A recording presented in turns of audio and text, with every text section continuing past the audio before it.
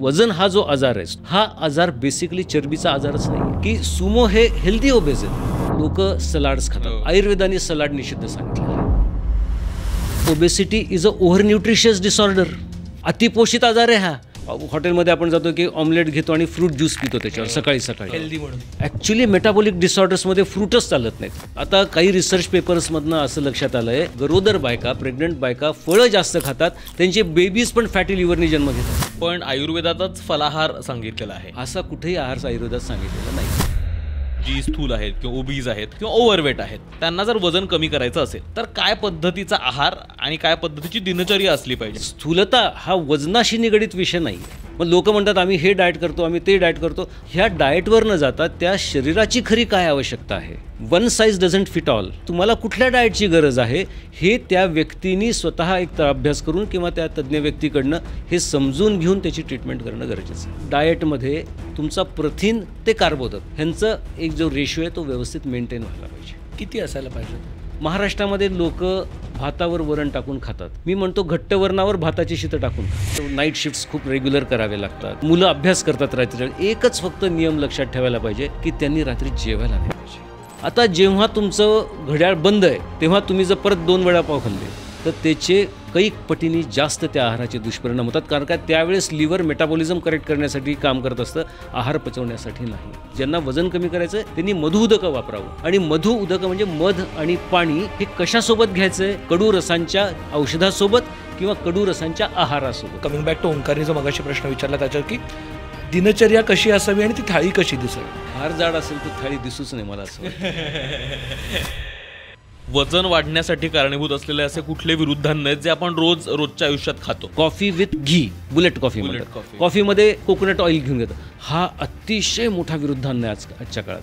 हे वारंवार दूध गरम करणं तुमच्या रक्तवाहिन्यांना कडक करतात.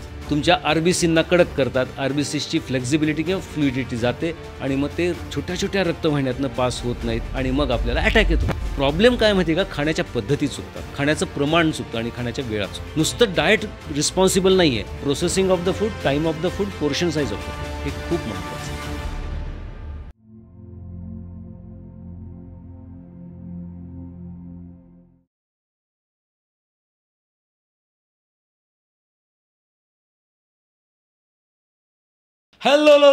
हाय हॅलो नमस्कार. तुमच्या सगळ्यांचं मनापासून खूप खूप स्वागत आहे कॉटन किंग प्रस्तुत द मुक्तमुख शो म्हणजेच स्टॅटच्या या नव्या कोऱ्या एपिसोडमध्ये. आत्तापर्यंत आपण ओबेसिटी डाएट ह्याबद्दल वेगवेगळ्या पर्स्पेक्टिव्हनी आपण बोललेलो आहोत. वेगवेगळ्या प्रणालींबद्दल बोललेलो आहोत. वेगवेगळ्या एक्सपर्टसोबत त्यांचे पर्स्पेक्टिव्ह जाणून घेतलेले आहे. आज असाच एक वेगळा पर्स्पेक्टिव्ह समजून घेण्याचा आज आपला प्रयत्न आहे. आणि ह्यासाठी आपल्यासाठी खास छत्रपती संभाजीनगरवरून आपल्यासोबत आलेले आहेत डॉक्टर मुकुंद सबनीस सर. तुमचं खूप खूप स्वागत आहे सर. गेली 30 वर्ष झालं ओबेसिटिशियन म्हणून काम करतायत. त्यांनी 50,000हून जास्त पेशंट्सना मदत केलेली आहे त्यांचं वजन कमी करण्यासाठी. आणि सर जीवनरेखा आयुर्वेद रिसर्च सेंटरचे फाउंडर आहेत सर. गेली कित्येक वर्ष झालं या विषयात खूप अभ्यास करतायत. त्यांनी बरेचसे रिसर्च पेपर्स लिहिले आहेत आणि त्यांचा पर्स्पेक्टिव्ह आज आपण समजून घेणार आहोत की ते काय पद्धतीने या प्रश्नाकडे बघतात. कारण ओबेसिटी म्हणलं की प्रत्येकाच्या खरं तर आत्ता खूप जवळचा म्हणण्यापेक्षा अगदी बिलगून बसलेला प्रश्न आहे आणि तो काय सोडायला तयार नाही आहे. तर कसा सोडता येईल ह्याच्याकडेच बघणार आहोत आपण खरं तर आज. तर स्वागत आहे सर तुमचं. नमस्कार. आणि जर तुम्ही पावसाळ्यात बाहेर पडताना जर तुम्हाला काळजी वाटत असेल की अंगावर चिखल उडाला तर काय, तर कॉटन किंगनी यासाठी आपली सोय केलेली आहे. त्यांनी अँटी स्टेन शर्ट्स आणि ट्राउझर्सचं कलेक्शन लॉन्च केलेलं आहे. त्यासाठीचे डिटेल्स खाली मिळतील आणि तुम्ही दुकानांमध्ये जाऊन सुद्धा हे कपडे विकत घेऊ शकता. ओबेसिटी म्हटलं तर म्हणजे आमच्या दोघांसाठी इतका जवळचा विषय आहे कारण आम्ही ओव्हरवेट बॉर्डरलाईन ओबेसिटी वगैरे म्हणजे म्हणायला पण त्या आसपासच परिघात कुठेतरी फिरतो. आणि मग जसं म्हणजे कायम जे अमुक तमुकचे पॉडकास्ट पाहतात त्याही लोकांना माहिती असेल की आम्ही पण बरेचसे वेगवेगळे डाएट्स आणि वेगवेगळे फॅट्स, मग कीटो ट्राय करू, मग इंटरमिटंट फास्टिंग करू, मग असं बरेचसे वेगवेगळे प्रयोग आम्ही आमच्या शरीरासोबत सुद्धा केलेले आहेत. त्याच्यामुळे खरं तर खूप इंटरेस्टिंग विषय वाटतो मला. ज्यावेळेस आपण आयुर्वेदिक पर्स्पेक्टिव्हने सुद्धा ओबेसिटी किंवा स्थूलता याबद्दल बोलतो आहोत तर सुरुवात इथून करायची आहे की ज्यावेळेस आपण ओबेसिटी म्हणतो किंवा स्थूलता म्हणतो त्यावेळेस नेमकं काय आहे. म्हणजे ही एक फक्त तुमच्या शरीराची एक स्थिती आहे की फक्त अति खाण्यामुळे आणि ते पचन न झाल्यामुळे वाढलेलं वजन आहे, की आणखीन त्याच्याही पलीकडे काही आहे? खरं सांगायचं म्हणजे आयुर्वेदामध्ये स्थूलता या विषयावर मोठे मोठे चॅप्टर्स आहेत अच्छा. आणि ही चॅप्टर्स हजारो वर्षापूर्वी लिहिल्या गेलेली आहेत.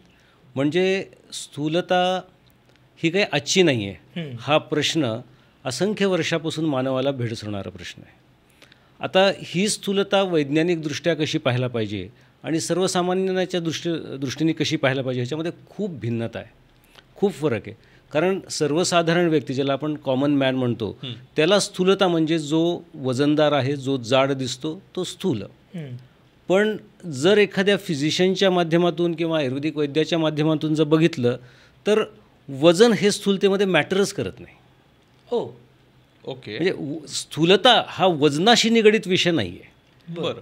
ह्याचं कारण काय आहे? आपण जर स्थूलतेचे जर प्रकार बघितले तर सर्वसाधारणपणे आपल्याला ब्रॉड क्लासिफिकेशनमध्ये 2 प्रकार दिसतात. बाकी तसे खूप प्रकार पडता येतात. पण सर्वसाधारण लोकांसाठी जर सांगायला झालं तर त्याचे 2 प्रकार पडतात आणि ते 2 प्रकार असे आहेत. एक आहे एक टॉफी नावाचा प्रकार आहे, थिन आउटसाईड फॅट इनसाईड. म्हणजे ज्याला आम्ही असं म्हणू की कृशस्थूल, जो कृश आहे, दिसायला कृश आहे पण तो ॲक्च्युली आतून स्थूल आहे. आणि एक स्थूल जो दिसायला पण स्थूल आहे आणि स्थूल पण आहे, स्थूलतेला आजार पण आहे. ह्याचा अर्थ आपल्याला स्थूलता ही शरीराची अवस्था नसून स्थूलता ह्याच्या पाठीमागे काहीतरी पॅथॉलॉजी लपलेली आहे. ती पॅथॉलॉजी ट्रीट करणं फार गरजेचं आहे आणि ती पॅथॉलॉजी शोधून काढावी लागते. खरं तर स्थूलता हा आजार आहे. स्थूलता हा प्रत्येक वेळेस आजार आहे असं नाही. आपण जर सुमोबद्दल आपण बघितलं की सुमो हे हेल्दी ओबेज आहेत. म्हणजे माझ्या डेफिनेशनमध्ये की आमचं कंटेक्स्ट जो आहे मॅनेजमेंट्सचा, जीवनरेखाचा जो कंटेक्स्ट आहे, to make an unhealthy obese person a healthy obese person, हा जीवनरेखाचा कंटेक्स्ट आहे. ओके. ह्यात वजन कमी करणं हे कुठंच येत नाही आणि कुठे यायला पण नाही पाहिजे. बरं. म्हणजे एखादा जर स्थूल व्यक्ती 100 किलोचा असेल आणि त्याचे सगळे पॅरामीटर्स, आपण नंतर पॅरामीटर्सवर बघूयात, पण सगळे पॅरामीटर्स जे आहेत हे सगळे पॅरामीटर्स एकदम नॉर्मल आहेत, तर त्या व्यक्तीने कदाचित वजन कमी करण्याची गरजच नाही आहे. पण एखादा व्यक्ती 50 किलोचा आहे, 60 किलोचा आहे आणि त्याचे पॅरामीटर्स सगळे डिरेंज्ड आहेत, ब्लड पॅरामीटर्स त्याचे डिरेंज्ड आहेत, तर कदाचित त्याला ते ब्लड पॅरामीटर्स करेक्ट करण्यासाठी त्याला वजन कमी करणं गरजेचं आहे. आपण आता पॅरामीटर्सबद्दल पण बोललो ना, तर मग जर हे फक्त वरकरवी दिसणारं वजन हा एकमेव पॅरामीटर नसेल स्थूलतेसाठी, तर मग काय काय त्याची मापक आहेत, काय काय पॅरामीटर? सर्वसाधारणपणे जगभरात एक BMI एक पॅरामीटर बघितला जातो किंवा BMI किती, त्याच्यावरनं 23च्या वर असेल तर काय म्हणतात त्याला ओव्हरवेट आणि ओबेज, 27 नंतर ओबेज, 23च्या नंतर ओव्हरवेट. तर असं हे साधारणपणे जगमान्य असं पॅरामीटर आहे. आता हे जे पॅरामीटर आहे हे पॅरामीटर तुमचं frame of the body consider करत नाही. एखाद्याची नॅरो फ्रेम आहे, मग कदाचित तो टॉफी असू शकेल. त्यामुळं BMI तसा आता फक्त आपण मेन्शन करण्यासाठी आम्ही मेन्शन करतो, पण त्याचे जे खरे ब्लड पॅरामीटर्स आहेत, हे खरे ब्लड पॅरामीटर्स आम्ही जे आमच्याकडे करतो ते आहे ॲडिपोनेक्टिन, ते आहे इन्सुलिन, HSCR म्हणजे इन्फ्लेमेटरी चेंजेस काही आहेत का, काही इन्सुलिन रेझिस्टन्स आहे का, त्याच्यानंतर आम्ही एन्डोजिनस अँटीऑक्सिडंट्स करतो, ते काही कमी झालेत का, ते कुठे डिप्लीट झालेत का. तर या पद्धतीत साधं मी तुम्हाला एक सांगतो की युरिक ॲसिड अतिशय स्वस्तातलं पॅरामीटर ओबेसिटीसाठी आहे. बरं. आता युरिक ॲसिड 80 रुपयाची टेस्ट, ह्या टेस्टवरनं कळतं की इन्फ्लेमेटरी चेंजेस ॲक्च्युली लिव्हरमध्ये किती झालेत. युरिक ॲसिड रुमॅटॉलॉजिस्ट गाऊटसाठी टेस्ट करतात, ओबेसिटिशियन्स हे इन्फ्लेमेटरी मार्कर लिव्हरचं म्हणून करतात. अच्छा. त्याच्यानंतर ब्लड युरिया नायट्रोजन, ही अशी जी पॅरामीटर्स आहेत, ही पॅरामीटर्स एक्झॅक्टली तुमचं डाएट बरोबर चाललं आहे की नाही हे दाखवणारी पॅरामीटर्स आहेत. मग लोक म्हणतात आम्ही हे डाएट करतो, आम्ही ते डाएट करतो. असे खूप प्रकारचे, माझं पण एक डाएट आहे, असे खूप प्रकारचे डाएट आहेत. ह्या डाएटवर न जाता त्या शरीराची खरी काय आवश्यकता आहे, one size doesn't fit all, तुमच्या शरीराची गरज काय, तुम्हाला कुठल्या डाएटची गरज आहे, हे त्या व्यक्तीने स्वतः एक अभ्यास करून किंवा त्या तज्ज्ञ व्यक्तीकडनं हे समजून घेऊन त्याची ट्रीटमेंट करणं गरजेचं आहे. त्यामुळे असे जे पॅरामीटर्स आहेत, प्रामुख्याने हे 5-6 पॅरामीटर्स खूप महत्त्वाचे आहेत. ॲडिपोनेक्टिन, इन्सुलिन, त्याच्यानंतर uric acid, blood urea nitrogen, HSCRP, homocysteine. म्हणजे इथं आम्ही प्रत्येक जेनेटिक काही आहे का, काही इन्फ्लेमेटरी आहे का, काही मेटाबॉलिक आहे का, आणि सगळ्यात शेवटी येतं लिपिड प्रोफाईल. एखाद्या कृश व्यक्तीचं पण कोलेस्ट्रॉल आणि ट्रायग्लिसराईड खूप वाढलेलं असतं, एका स्थूल व्यक्तीचं ते नॉर्मल असतं. त्यामुळे त्याला बेसिकली समाजामध्ये काय की कोणी स्थूल असेल तर तो लिपिड प्रोफाईलचा रिपोर्ट घेऊन येतो, तो आमच्यासारख्यांसाठी काही कामाचा नसतो. थोडाफार असतो कामाचा, पण मेन फोकस आमचा जो आहे तो ट्रायग्लिसराईड्स, त्यातलं इन्सुलिन, त्यातलं HSCRP आणि त्यांचे रेशिओज, हे खूप महत्त्वाचे पॅरामीटर्स आहेत. आणि इन्फ्लेमेटरी मार्कर म्हणून HSCRP, युरिक ॲसिड आणि डायटरी चेंजेस काय त्यांना सजेस्ट करायचे त्यासाठी ब्लड युरिया नायट्रोजन. तर असे पॅरामीटर्स जर आपण बघितले तर निश्चितपणे आपण त्या व्यक्तीच्या कुठल्या प्रकारच्या डाएटची गरज आहे हे आपण आयडेंटिफाय करू शकतो, कुठल्या प्रकारच्या ट्रीटमेंटची गरज आहे हे आपण आयडेंटिफाय करू शकतो. सर, आपण जेव्हा ह्या गोष्टींबद्दल बोलतो ना, तर सगळ्यात मोठा शब्द प्रत्येक ठिकाणी वापरला जातो म्हणजे मॉडर्न लाईफस्टाईलचा असणार आहे ह्याच्यावरती इम्पॅक्ट. आणि प्रत्येक मॉडर्न लाईफस्टाईलमध्ये असं वाटतं की आयुर्वेद जे सांगतं ते काही आपल्यासाठी शक्यच नाही, आपण त्या वेळाच पाळू शकणार नाही, आपण ते सांगतात ते फूड खाऊच शकणार नाही, सात्विक वगैरे काही जमणार नाही आपल्याला. तर ह्या गोष्टींचं कॉम्बिनेशन कसं करता येईल? कारण का म्हणजे आपण जेव्हा बायोमार्कर्सवरती जाऊच की ते कशा पद्धतीने इम्पॅक्ट करतात, मग मुळात मॉडर्न लाईफस्टाईल आणि आयुर्वेद ह्याची सांगड घालता येते का? निश्चितपणे घालता येते. बेसिकली जेव्हा आपण लाईफस्टाईल म्हणतो त्याच्यामध्ये 2 प्रकार आहेत. एक फूड स्टाईल आहे, तो जास्त महत्त्वाचा आहे, आणि दुसरं मग तुमचं लाईफस्टाईलमध्ये एक्सरसाइज आणि स्लीप पॅटर्न्स आणि नाईट स्लीप, असे आपण त्याचं वर्गीकरण करू शकतो. मॅक्झिमम अडचण जी येते ते स्लीपिंग टाईम आणि फूड स्टाईलमध्ये येते. आता एक्सरसाइज कसं आहे की एक्सरसाइज लोक हौशे गवशे नवशे थोडे दिवस जिम लावतात, थोडेसे एक्सरसाइज करतात, ते तो टेम्पो असेपर्यंत करतात आणि नंतर सोडून देतात. पण डाएट हा पार्ट असा आहे, आणि आयुर्वेदानी पण असंच म्हटलं की आहारश्च विहारश्च अस्यात दोषगुणही. तुमचा आहार जास्त महत्त्वाचा. आहाराचं प्रायोरिटी आहाराला दिली, पहिला शब्द आहार आहे. तर आहाराचं करेक्शन तुम्हाला करणं फार गरजेचं आहे. आणि ते आहाराचं करेक्शन जसं तुम्ही म्हणता की बुवा संध्याकाळी 6च्या नंतर नाही खायला पाहिजे, आणि आयुर्वेदाने म्हणलेलं आहे तुम्ही सायंतेनं भोजनेचं मुहुर्मुहूर्त थानेश, तुम्ही संध्याकाळचं जेवण आणि सूर्योदयाच्या आधी असं जेवण करणं, पण आज आपल्याला ते शक्य नाही. मग आपल्याला काय बघायला लागेल की माझा चय अपचय कसं आहे, माझं मेटाबॉलिझम कसं आहे, आणि माझ्या मेटाबॉलिझमला कुठल्या प्रकारची ईटिंग विंडो सुटेबल आहे. आयुर्वेदाने जेवण हे आता काही ग्रंथकार जे आहेत ते साधारण ते काय सांगतात की तुम्ही 2 मेन मील्सच घ्यायला पाहिजेत, आणि मध्ये 3-3 तासानंतर अतिशय शॉर्ट मील घ्यायला पाहिजे. मग शॉर्ट मील म्हणजे 2 इडल्या किंवा 1 समोसा नाही आहे.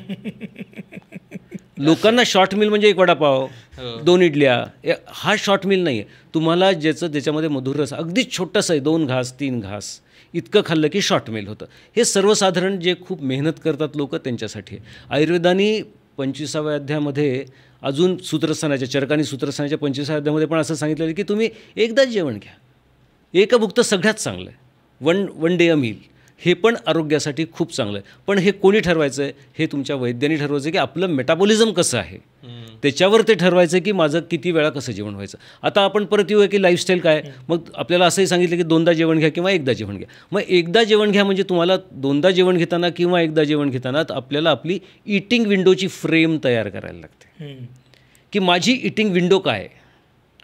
आणि मग त्याच्यामध्ये येतं इंटरमिटंट फास्टिंग. हा आयुर्वेदाचा कन्सेप्ट आहे की एकदाच जेवण करा म्हणजे काय, ते इंटरमिटंट फास्टिंगच सांगतायत ना. तर मग इंटरमिटंट फास्टिंग सांगताना किंवा आमची विंडोची फ्रेम ठरवताना माझं मेटाबॉलिझम कसं आहे, माझं चयापचय कसं आहे, तर 4 तासाची विंडो आहे, 6 तासांची विंडो आहे, 8 तासाची विंडो आहे. आता काही लोक जे खूप स्थूल आहेत त्यांना कदाचित आम्ही 4 तासांची विंडो देतो. म्हणजे तुझं बाबा पहिल्यांदा 12 वाजता तू जेवण केलं दुपारी, तर दुसरं जेवण तुझं 4 वाजता संपायला पाहिजे. म्हणजे काय होईल, त्या 4 तासातच इन्सुलिन पीक जाईल आणि नंतर दिवसभर आणि रात्रभर इन्सुलिन डीप जात राहील.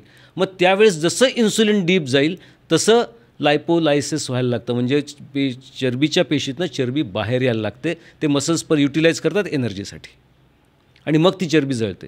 चरबी जाळणारे कुठलेही औषधं नाही आहेत. सगळ्यात महत्त्वाचं, मी जरी औषधं देत असेल तर माझ्या रुग्णांना मी सांगतो माझी औषधं चरबी जाळत नाहीत. चरबी तुम्हाला जाळायला लागते, आणि चरबी जाळायचे 2च मार्ग आहेत, शॉर्टकट नाही आहे. ते म्हणजे तुमचं फास्टिंग आणि दुसरं म्हणजे एक्सरसाइज. ह्याच्याशिवाय तिसरा मार्ग चरबी जाळायचा नाही आहे. आता बरेच मार्केट प्रिपरेशन्स येतात, पण त्याच्यामध्ये चरबी किती जळते आणि त्याचे बाकीचे इम्पॅक्ट्स काय आहेत हे आपल्याला माहीत नाही. पण तसं औषध नाही आहे चरबी जाळणारं. आता समजा मॉडर्न मेडिसिनमध्ये घेतलं तर ती औषधं चरबीचा अपटेक कमी करतात, जाळत नाहीत.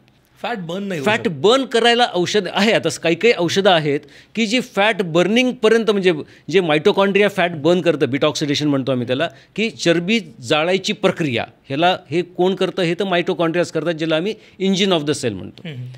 आता इथपर्यंत चरबी नेऊन ठेवणारी औषधं आहेत. मायटोकॉन्ड्रियाच्या इनर लेअरमध्ये घेऊन जाणारी औषधं आहेत, पण जाळणारी नाही आहेत. चरबी जाळणं तुम्ही किती जेवण केलं आणि किती एक्सरसाइज करताय ह्याच्यावरच सगळं डिपेंड आहे. आता मग प्रत्येकाचा जर इटिंग विंडोवर आपण बोलतो, तर प्रत्येकाचा जर इटिंग विंडोचा विचार केला तर 4 तासाची इटिंग विंडो. 4 तासामध्ये फक्त तुमचं इन्सुलिन पीक जाईल, नंतर डीप जाईल. आता तुमचं चयापचय थोडंसं बरं आहे, मग तुम्ही 2 वेळेस जेवण करा, मग 2दाच तुमचं इन्सुलिन वर जाईल आणि बाकी तुम्हाला दिवसभर रात्रभर इन्सुलिन डीप राहील. फक्त एकच नियम, म्हणजे ज्या लोकांना रात्री पाळी आहे किंवा नाईट शिफ्ट्स खूप रेग्युलर करावे लागतात, तर किंवा मुलं अभ्यास करतात रात्री, एकच फक्त नियम लक्षात ठेवायला पाहिजे की त्यांनी रात्री जेवायला नाही पाहिजे. ह्याच्यामध्ये काय माहिती का, सर्केडियन रिदमचा जर आपण विचार केला तर त्याच्यामध्ये काही क्लॉक्स आहेत, काहीतरी ब्रेनमध्ये एक क्लॉक आहे, काही ऑसिलेटिंग क्लॉक्स तुमच्या लिव्हरमध्ये आहेत. ही जी घड्याळं आहेत ना, ही घड्याळं प्रकाश आणि अंधार म्हणजे डे लाईट आणि नाईट, हे डार्कनेस आणि डे ह्याच्यावर चालतात. डार्क झालं की घड्याळं बंद पडतात आणि ह्या घड्याळांचं काम आहे, लिव्हरच्या घड्याळांचं काम आहे आहाराचं पचन करणं. आता जेव्हा तुमचं घड्याळ बंद आहे तेव्हा तुम्ही जर परत 2 वडापाव खाल्ले, परत काहीतरी मागवलं खाण्यासाठी आणि हे जर तुम्ही खाल्लं तर त्याचे कैक पटीने जास्त त्या आहाराचे दुष्परिणाम होतात. कारण का त्यावेळेस लिव्हर मेटाबॉलिझम करेक्ट करण्यासाठी काम करत असतं, आहार पचवण्यासाठी नाही. त्यामुळे रात्रीचं जेवण अशा वेळेस तुम्ही 2 वेळेस खाता, तेवढा एकच नियम पाळा की रात्री नका जेव. तुम्ही जितकं जास्त रात्री जेवाल तितकं ते तुमच्या लिव्हरसाठी टोलिंग व्हायचं, तुमच्या हृदयासाठी आणि तुमच्या मेंदूसाठी. म्हणजे तुम्हाला अजून एक महत्त्वाची गोष्ट सांगायची, म्हणजे वजन हा जो आजार आहे, स्थूलता हा जो आजार आहे, हा आजार बेसिकली चरबीचा आजारच नाही आहे. हा आजार जो आहे हा मांसपेशीचा आजार आहे, तिथं इन्सुलिन रेझिस्टन्स आहे. हा मेंदूचा आजार आहे, तिथं इन्सुलिन रेझिस्टन्स आहे. हा लिव्हरचा आजार आहे, तिथं खूप स्ट्रॉंग इन्सुलिन रेझिस्टन्स आहे, लेप्टिन रेझिस्टन्स आहे, ग्रिलिन रेझिस्टन्स आहे, ॲपिटाईट कंट्रोल सिस्टीम बिघडलेली आहे. ह्याचा परिणाम चरबी वाढते. Fat is an indicator. Fat is a outcome of all this pathologies. Obesity is a outcome of all this pathologies. Obesity itself is not a disease. There are 100 of reasons behind obesity that we have to target. जसे की म्हणजे मला तिथेच यायचं होतं, जो primary कारण आहे. कारण फक्त खाण्याच्या सवयी बिघडल्या म्हणजे हे एकमेव कारण आहे का ओबेसिटीचं? आणि काय काय कारणं आहेत कॉन्ट्रीब्युटिंग ज्याच्यामुळे ओबेसिटी? कारण असं नाही होत ना की आज एक व्यक्ती ची एक सर्टन लाईफस्टाईल आहे आणि अचानक काहीतरी बदललं आणि ती व्यक्ती ओबेस झाली. बरोबर. तर बरेचसे टप्पे आहेत, तर नेमके काय कारणं आहेत तिथे पोचण्याचे? आता बेसिकली आपण त्या कारणांचं आपण जर थोडंसं क्लासिफिकेशन केलं तर आपण एक एक कारण थोडंसं वेगवेगळं आपण बोलूयात त्याच्यावर. तर पहिलं कारण निश्चितपणे आहार आहे, ह्यात काहीच वाद नाही. त्याच्यामध्ये अल्ट्रा प्रोसेस फूड.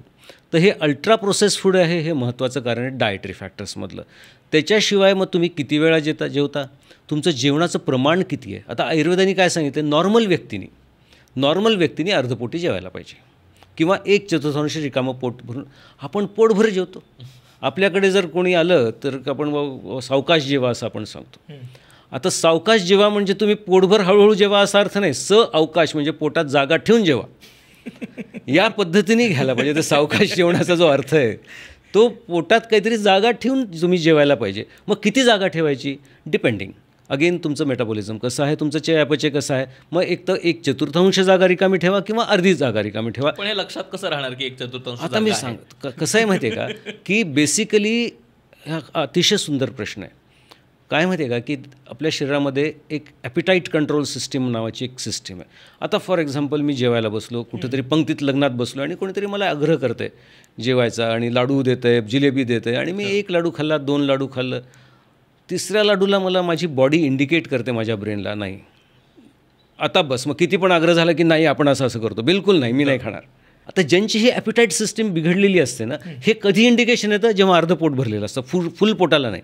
मग फुल पोटाला नंतर मग बेल्ट ढिल्ला कर, हे ढिल्ला कर, ते सुरू होतं. तर जेव्हा तुम्हाला जेवण करताना कसं सांगितलं आहे की तुम्ही अगदी पूर्ण कॉन्सन्ट्रेशनने जेवायला पाहिजे, तर बॉडीचं इंडिकेशन तुम्हाला कळतं की नाही मला आता अर्धपोटी जेवायचं आहे, म्हणजे अर्धपोटीच जेवणार आहे मी. बॉडीने इंडिकेट केलं मी थांबायला पाहिजे. काही लोकांमध्ये काय 8 खाल्ले, 9 लाडू खाल्ले, 10 लाडू खाल्ले, बॉडी इंडिकेटच करत नाही की पोट भरले म्हणून. So these are certain genetic issues. की तुमचं लेप्टिन रिसेप्टर्स बिघडलेले असतात, इन्सुलिन रिसेप्टर्स हायपोथॅलेमसच्या जागी बिघडलेले असतात आणि कदाचित ग्रिलिन खूप जास्त असतं, लेप्टिन त्यामुळे कमी असतं. तर हे सगळ्या ज्या गोष्टी आहेत ह्या गोष्टी ठरतात की तुमचं पोर्शन साईज किती असायला पाहिजे आणि तुम्ही किती जेवायला पाहिजे. बॉडी इंडिकेट करते ते आपण लक्ष देऊन ऐकायला पाहिजे बॉडीचं की इंडिकेट केलं आहे बॉडीने. हे पोर्शन साईज. मग किती वेळा जेवायला पाहिजे आपण आत्ताच बघितलं की 2दा जेवायला पाहिजे, 3दा जेवायला पाहिजे किंवा एकदाच जेवायला पाहिजे, डिपेंडिंग तुमची बॉडीचं मेटाबॉलिझम कसं आहे. त्याच्यामध्ये फिक्स रूल नाही आहे काही, किंवा 2दाच जेवा किंवा दर 2 तासाला जेवा. दर 2 तासाला तर जेवण कोणीच नाही केलं पाहिजे, अतिशय कृश व्यक्तींनी पण नाही केलं पाहिजे. आणि 2दाच जेवा हे one size doesn't fit all. तुम्हाला तुमच्या मेटाबॉलिझमच्या अनुसारच ठरवावं लागेल की किती वेळा जेवायचं. त्यामुळं हा नियम प्रत्येक व्यक्तीला माहिती असणं आवश्यक आहे. हा काही कॉलेजमध्ये शिकवण्याचा नियम नाही. म्हणजे आता आम्ही क्लासेस घेतो, जेवण कसं करायचं ह्याचा क्लास घ्यायला लागतो ना, की आम्हाला माहितीच नाही जेवण कसं करायचं. स्वयंपाक आरोग्यासाठी कसा करायचा, किचन मॅनेज कसं करायचं. आता आपण बोलताना आपण जेव्हा आहाराबद्दलच बोलतो आहे, एक अतिशय सुंदर कन्सेप्ट आहे आयुर्वेदाचा, तो कुठल्याच शास्त्रामध्ये कन्सेप्ट नाही, तो आहे विरुद्ध आहार. कशामध्ये काय टाकून खायला पाहिजे आणि किती आणि कसं. आता किती आणि कसं आपण बघितलं, किती खायला पाहिजे, पोर्शन साईज बघितली आपण. मग कसं मिक्स करायचं अन्न. आता फॉर एक्झाम्पल सकाळी उठल्यानंतर खूप लोकांना फ्रूट ज्युसेस प्यायचे, म्हणजे हॉटेलमध्ये आपण जातो की ऑमलेट घेतो आणि फ्रूट ज्यूस पितो त्याच्यावर सकाळी हेल्दी म्हणून. ॲक्च्युली मेटाबॉलिक डिसऑर्डर्समध्ये फ्रूटच चालत नाहीत. मी तर माझ्या पेशंटला सांगतो बघू पण नका, खायचा तर फार प्रश्न दुसरा. आता फ्रूट ज्यूस जो आहे, ह्या फ्रूट ज्यूसमधनं सगळ्यात प्रॉब्लेम जो आहे त्यातनं फायबर काढून टाकलेलं आहे. क्रश केल्यामुळे त्यातले बरेच न्यूट्रिशनल व्हॅल्यूज ऑक्सिडाईज झालेले आहेत आणि राहतं ते फ्रुक्टोज. आणि मग त्याच्यामध्ये काही पॅरामीटर्स आहेत की फ्रूट ज्यूसचा काय पॅरामीटर आहे, त्याला मी म्हणतो की फ्री फ्रुक्टोज लेवल, FFL. आता फ्री फ्रुक्टोज लेवल किती असायला पाहिजे, तर फ्री फ्रुक्टोज लेवल 1 असायला पाहिजे. म्हणजे 1 त्यातलं जे पॅरामीटर आहे ते फ्री फ्रुक्टोज लेवल, तर हे 1 असायला पाहिजे. आता त्याचं कोणासोबत गुणोत्तर आहे, ग्लुकोजसोबत. हे 1:1. आता बऱ्याच फ्रूट ज्युसेसमध्ये ते 8:1 जातं, म्हणजे फ्रुक्टोज खूप वाढलेलं असतं आणि ग्लुकोज कमी केलेलं असतं. अशा वेळेस हा फ्रूट ज्यूस तुमच्या लिव्हरला नक्कीच ताण देणार आणि ते लिव्हर म्हणजे ते यकृत विकृत होणार आणि तो तुम्हाला ताण देणार. वजन वाढण्यासाठी कारणीभूत असलेले असे कुठले विरुद्धान्न आहेत जे आपण रोजच्या आयुष्यात खातो. सगळ्यात महत्त्वाचं म्हणजे फ्रूट ज्युसेस, त्यानंतर दूध आणि चहापत्ती. अजून सगळ्यात महत्त्वाचं म्हणजे coffee with oils, coffee with ghee. Coffee is best medicine. म्हणजे शरीराचा उष्मा वाढवून थोडंसं चरबी कमी करण्याचं, ज्याला आम्ही थर्मोजेनेसिस म्हणतो. शरीराचा उष्मा, कॉफी पिल्यानंतर हॉट फ्लश येतो. हा हॉट फ्लश येणं म्हणजे कुठेतरी उष्णता वाढते आणि एनर्जी खर्च होते. कारण का कुठली पण उष्णता वाढवायला एनर्जी कुठली ना कुठली खर्च करावी लागते. तर ही चरबीमधली एनर्जी खर्च होते, फॅटी ॲसिड्स जळतात आणि उष्मा वाढतो, थर्मोजेनेसिस इंड्यूस होतं. आता बरेच लोक काय करतात, कॉफीमध्ये तूप टाकून पितात, बुलेट कॉफी म्हणतात. कॉफीमध्ये medium chain triglycerides, coconut oil घेऊन घेतात. हा अतिशय मोठा विरुद्धान्न आहे आजच्या काळातला, अतिशय मोठं विरुद्धान्न. अशा प्रकारे जर तुम्ही कॉफी पिली तर ती कॉफी पॅनक्रियासच्या सेलमध्ये जाते, पॅनक्रियाजमध्ये जाते आणि पॅनक्रियाजमध्ये सिरामेड नावाचं एक चरबीचा प्रकार आहे जो अतिशय घातक आहे आपल्या अवयवांसाठी. तशा प्रकारची चरबी तिथं जमा करते. जर तुम्हाला कॉफी प्यायची असेल तर ती अविरुद्ध जर करायची असेल तर ती उपाशी पोटीच पिणं आवश्यक आहे. आणि ब्लॅक कॉफी जेवणानंतर कॉफी पिणं अतिशय घातक आहे. ते म्हणजे काय म्हणतात त्याला, कालविरुद्ध येते. जेवणानंतर कॉफी नाही प्यायची. असे वेगवेगळे विरुद्ध आहेत, संस्कार विरुद्ध, कालविरुद्ध, मात्रा विरुद्ध. आता लोक म्हणतात हनी आणि तूप एकत्र नाही घ्यायचं. दुसरा महत्त्वाचा आहाराबद्दलचा विषय आहे तो म्हणजे खूप लोक वजन कमी करण्यासाठी मध खातात, मध पाणी घेतात, गरम पाण्यात मध घेतात. गरम पाण्यात मध घेऊ नये, गरम मधाला हीट करू नये. आयुर्वेदाने वेगवेगळ्या ठिकाणी वर्णन केलेलं आहे. लोक गरम पाण्यात मधाला हीट करताच येत नाही. आता त्याचा मधा प्रॉब्लेम असा आहे की मधाला जर मार्केटमध्ये आणायचं असेल तर त्या ISI मार्कसाठी त्याला उकळणं आवश्यक आहे. तुम्हाला जो मध रेडी मिळतो ना तो खळखळ उकळलेला मध मिळतो, हीट केलेला मध मिळतो, त्यातले मायक्रोब्स आहे ते सगळं घालून टाकण्यासाठी. आता त्याच्यामध्ये त्याचे पॅरामीटर्स वेगळे आहेत, मधाचे टेस्टिंग. अनफॉर्च्युनेटली त्याच्यामध्ये एजेस बघितल्या जात नाहीत, ॲडव्हान्स ग्लायसेशन इन प्रोडक्ट्स बघितल्याच जात नाहीत आणि तो स्टँडर्ड मध म्हणून विकला जातो. आम्ही आमच्या लॅब्समध्ये, आमच्या ॲनालिटिकल लॅब्समध्ये आम्ही अशा प्रकारच्या तपासण्या करतो आणि लक्षात येतं की त्याच्यामध्ये खूप जास्त ॲडव्हान्स ग्लायसेशन इन प्रोडक्ट्स आहेत. तर असं प्रकारचं मध वापरता काही कामा नाही. मध हे गरम पाण्यात टाकायचंच नाही. नाही कारण का त्याच्यातल्या ॲडव्हान्स ग्लायसेशन इन प्रोडक्ट्स कितपत लेवलपर्यंत आहे हे कोणीच बघत नाही. त्याच्या स्टँडर्ड्समध्ये नाहीच आहे ते. आणि त्याचा काय परिणाम होतो? त्याचा परिणाम तोच परत लिव्हर म्हणजे तुमचं इन्सुलिन रेझिस्टन्स होईल, तुमचं इन्फ्लेमेशन वाढेल लिव्हरमधलं, तुमच्या शरीरावरचं इन्फ्लेमेशन वाढेल, तर तुम्हाला त्याची टॉक्झिसिटी व्हायला लागते, मग फूड टॉक्झिसिटी जर वारंवार तुम्ही घेत असाल तर. आणि मधाला हीट करायचंच नाही, गरम पाण्यात तर बिलकुल नाही. त्यांनी एक मधुउदकम नावाचा एक शब्द वापरला आहे, मधुउदकम. म्हणजे ज्यांना वजन कमी करायचं आहे त्यांनी मधुउदकं वापरावं. आणि मधुउदकं म्हणजे मध आणि पाणी हे कशासोबत घ्यायचं आहे, हे कडू तिक्त रसात्मक कडू रसांच्या औषधासोबत किंवा कडू रसांच्या आहारासोबत. इथं आम्ही राईट सगळं खातो आणि परत मध खातो, गोड खातो, ते हे सगळं विरुद्ध आहे. हे आयुर्वेदाने पण क्लिअर सांगितलं, हे असं खायचं नाही. आणि असे आणखीन कोणते विरुद्धांना आपण रोज खातो? म्हणजे खूप लोकांना शिकरण, आता शिकरण आहे. आता फळ आणि दूध एकत्र करू नये. फळ आणि दुधाचा खूप जास्त इंटरॅक्शन्स आहेत. कारण का फ्रुक्टोज आणि मिल्क, लॅक्टोज आणि फ्रुक्टोज हे एकत्र केलं तर अजून परत फॅटी लिव्हर होण्याचे चान्सेस खूप जास्त आहेत किंवा अजून मेटाबॉलिक डिसऑर्डर्स होण्याचे चान्सेस खूप जास्त आहेत. त्यामुळे फळं आणि दूध एकत्र खाऊ नये. नॉनव्हेज, आता समजा आयुर्वेदाने स्पष्ट सांगितलं की समजा चिकन आहे किंवा मटन आहे, ह्याचं मॅरिनेशन हे दह्यामध्ये करायचं नाही आहे, ते विरुद्ध आहे. कारण का कुठलंच नॉनव्हेज पदार्थ आणि दूध एकत्र करता कामा नये. आपण कबाब्सचं प्रोसेसिंग दह्यामध्ये करतो, हे अतिशय विरुद्ध आहे. मग हे काय करेल, लोक म्हणतात मी काय आज कबाब खाल्ले, कुठं काय झालं मला. हे जर तुम्ही सातत्याने खात असाल तर मात्र ते विरुद्ध आहे. मग त्यांनी सांगितले खाऊ शकता, मग पचवायची तयारी ठेवा. मग परत पचवायचं म्हणजे इंटरमिटंट फास्टिंग करायचं आणि एक्सरसाइज करायची, शॉर्टकट नाही. आता आपण नॉनव्हेजवरती चालू, कारण बऱ्याचदा ना आत्ता जे काही प्रचलित आयुर्वेदिक डाएट्स आहेत त्याच्यात नॉनव्हेज निषिद्ध, म्हणजे डायरेक्ट दारातनं आतच यायचं नाही या लेवललाच बोललं जातं, ऐकलं जातं. नॉनव्हेजबद्दल काय मत आहे? सगळ्याच ग्रंथकारांनी, चरक, सुश्रुत, वाघभट सगळ्यांनी जे काही नॉनव्हेज आहे अंड्यांपासून ते सगळ्या प्राण्यांचे मांस आणि त्याचे गुणधर्म अतिशय विस्तृत प्रकारे वर्णन केलेले आहेत.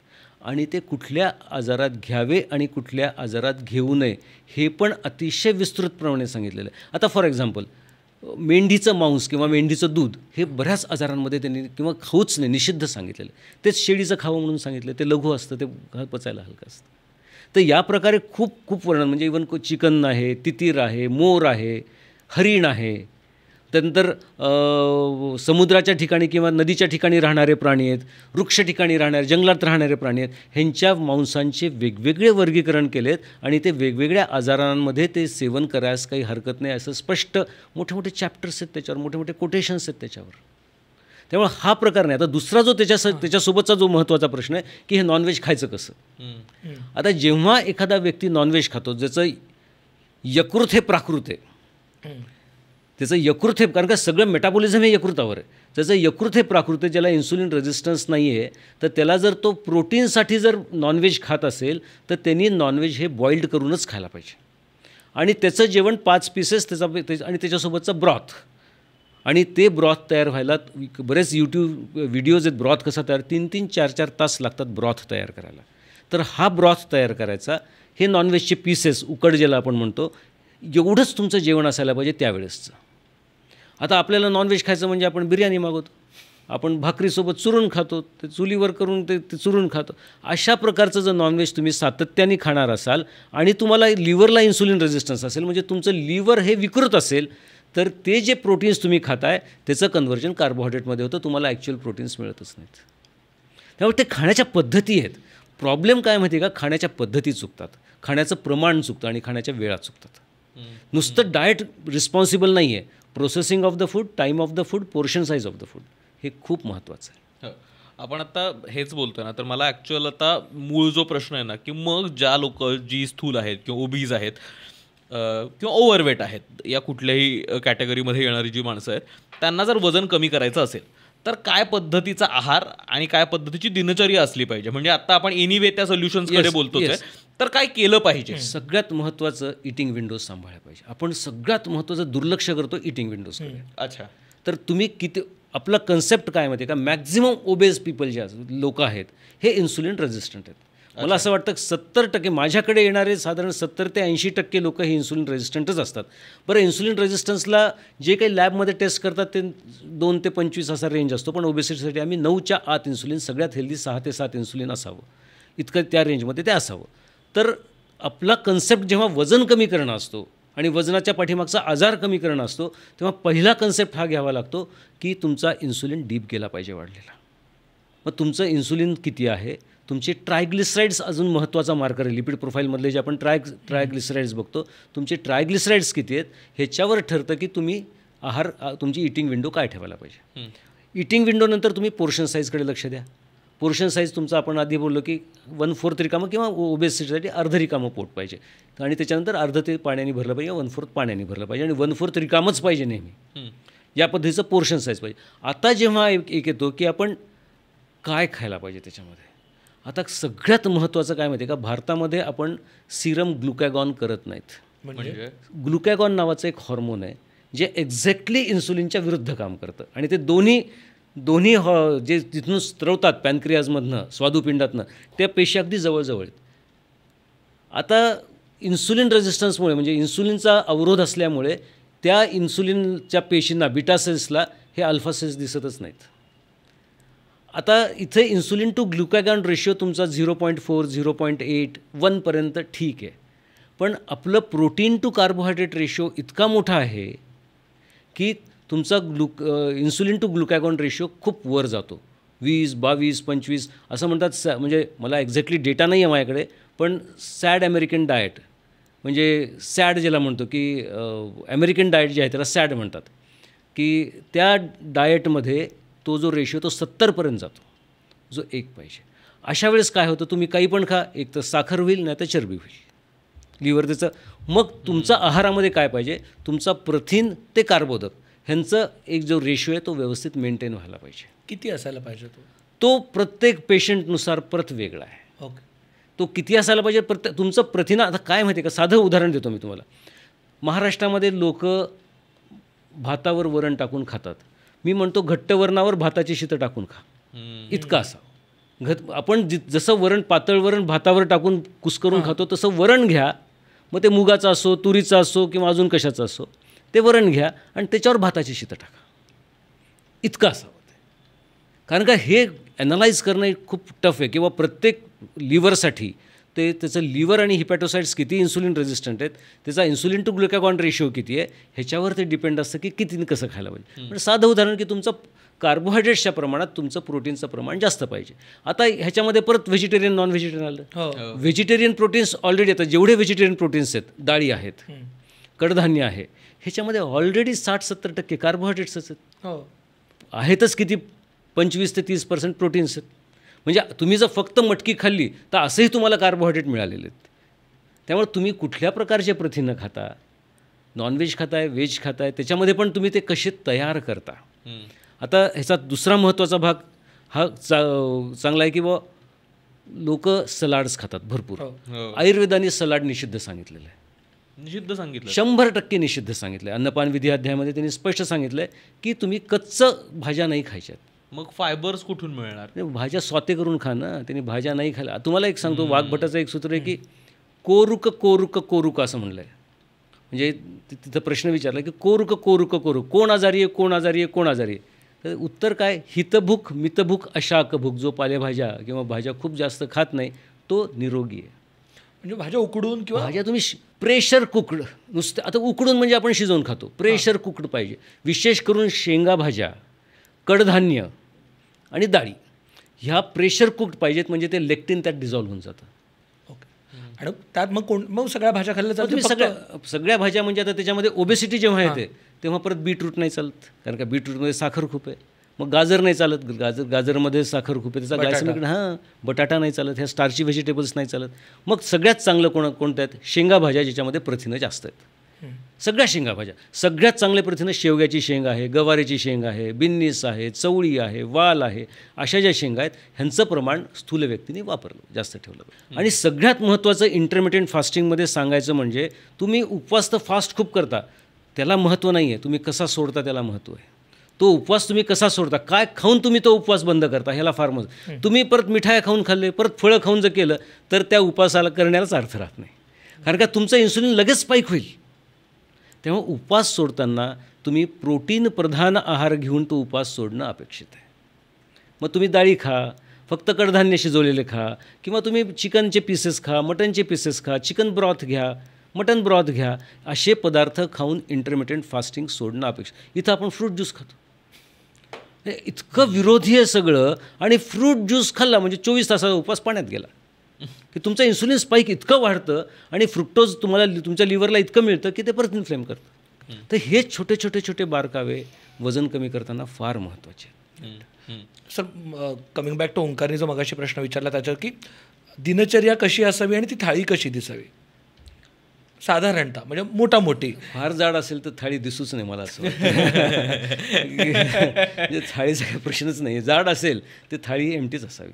दिवसातनं एकदाच ती, आणि तुमच्या पोटाच्या कॅपॅसिटीच्या अर्धच प्रमाणात, ज्याच्यामध्ये प्रोटीन्सचं प्रमाण जास्त आहे, त्याच्यामध्ये निश्चित सॅच्युरेटेड फॅट्स आहेत, म्हणजे तूप, लोणी असं थोड्या प्रमाणात आहे, आणि मग अगदी थोडंसं कार्बोदकं, मग ते पोळीच्या ह्याच्यात असो, किंवा भाकरी असो, किंवा भात असो, ह्याच्यात अगदी थोडंसं, पण मॅक्झिमम प्रोटीन्स. म्हणजे साधारण मला असं वाटतं की 60 ते 70%, मी वजनाच्या लोकांबद्दल बोलतो की ज्यांचं वजन जास्त आहे, त्यांचं 70% प्रोटीन्स, थोडेसे कार्बोहायड्रेट्स आणि एक साधारण 10-15% फॅट्स, असं ते थाळीचं कॉम्बिनेशन असावं.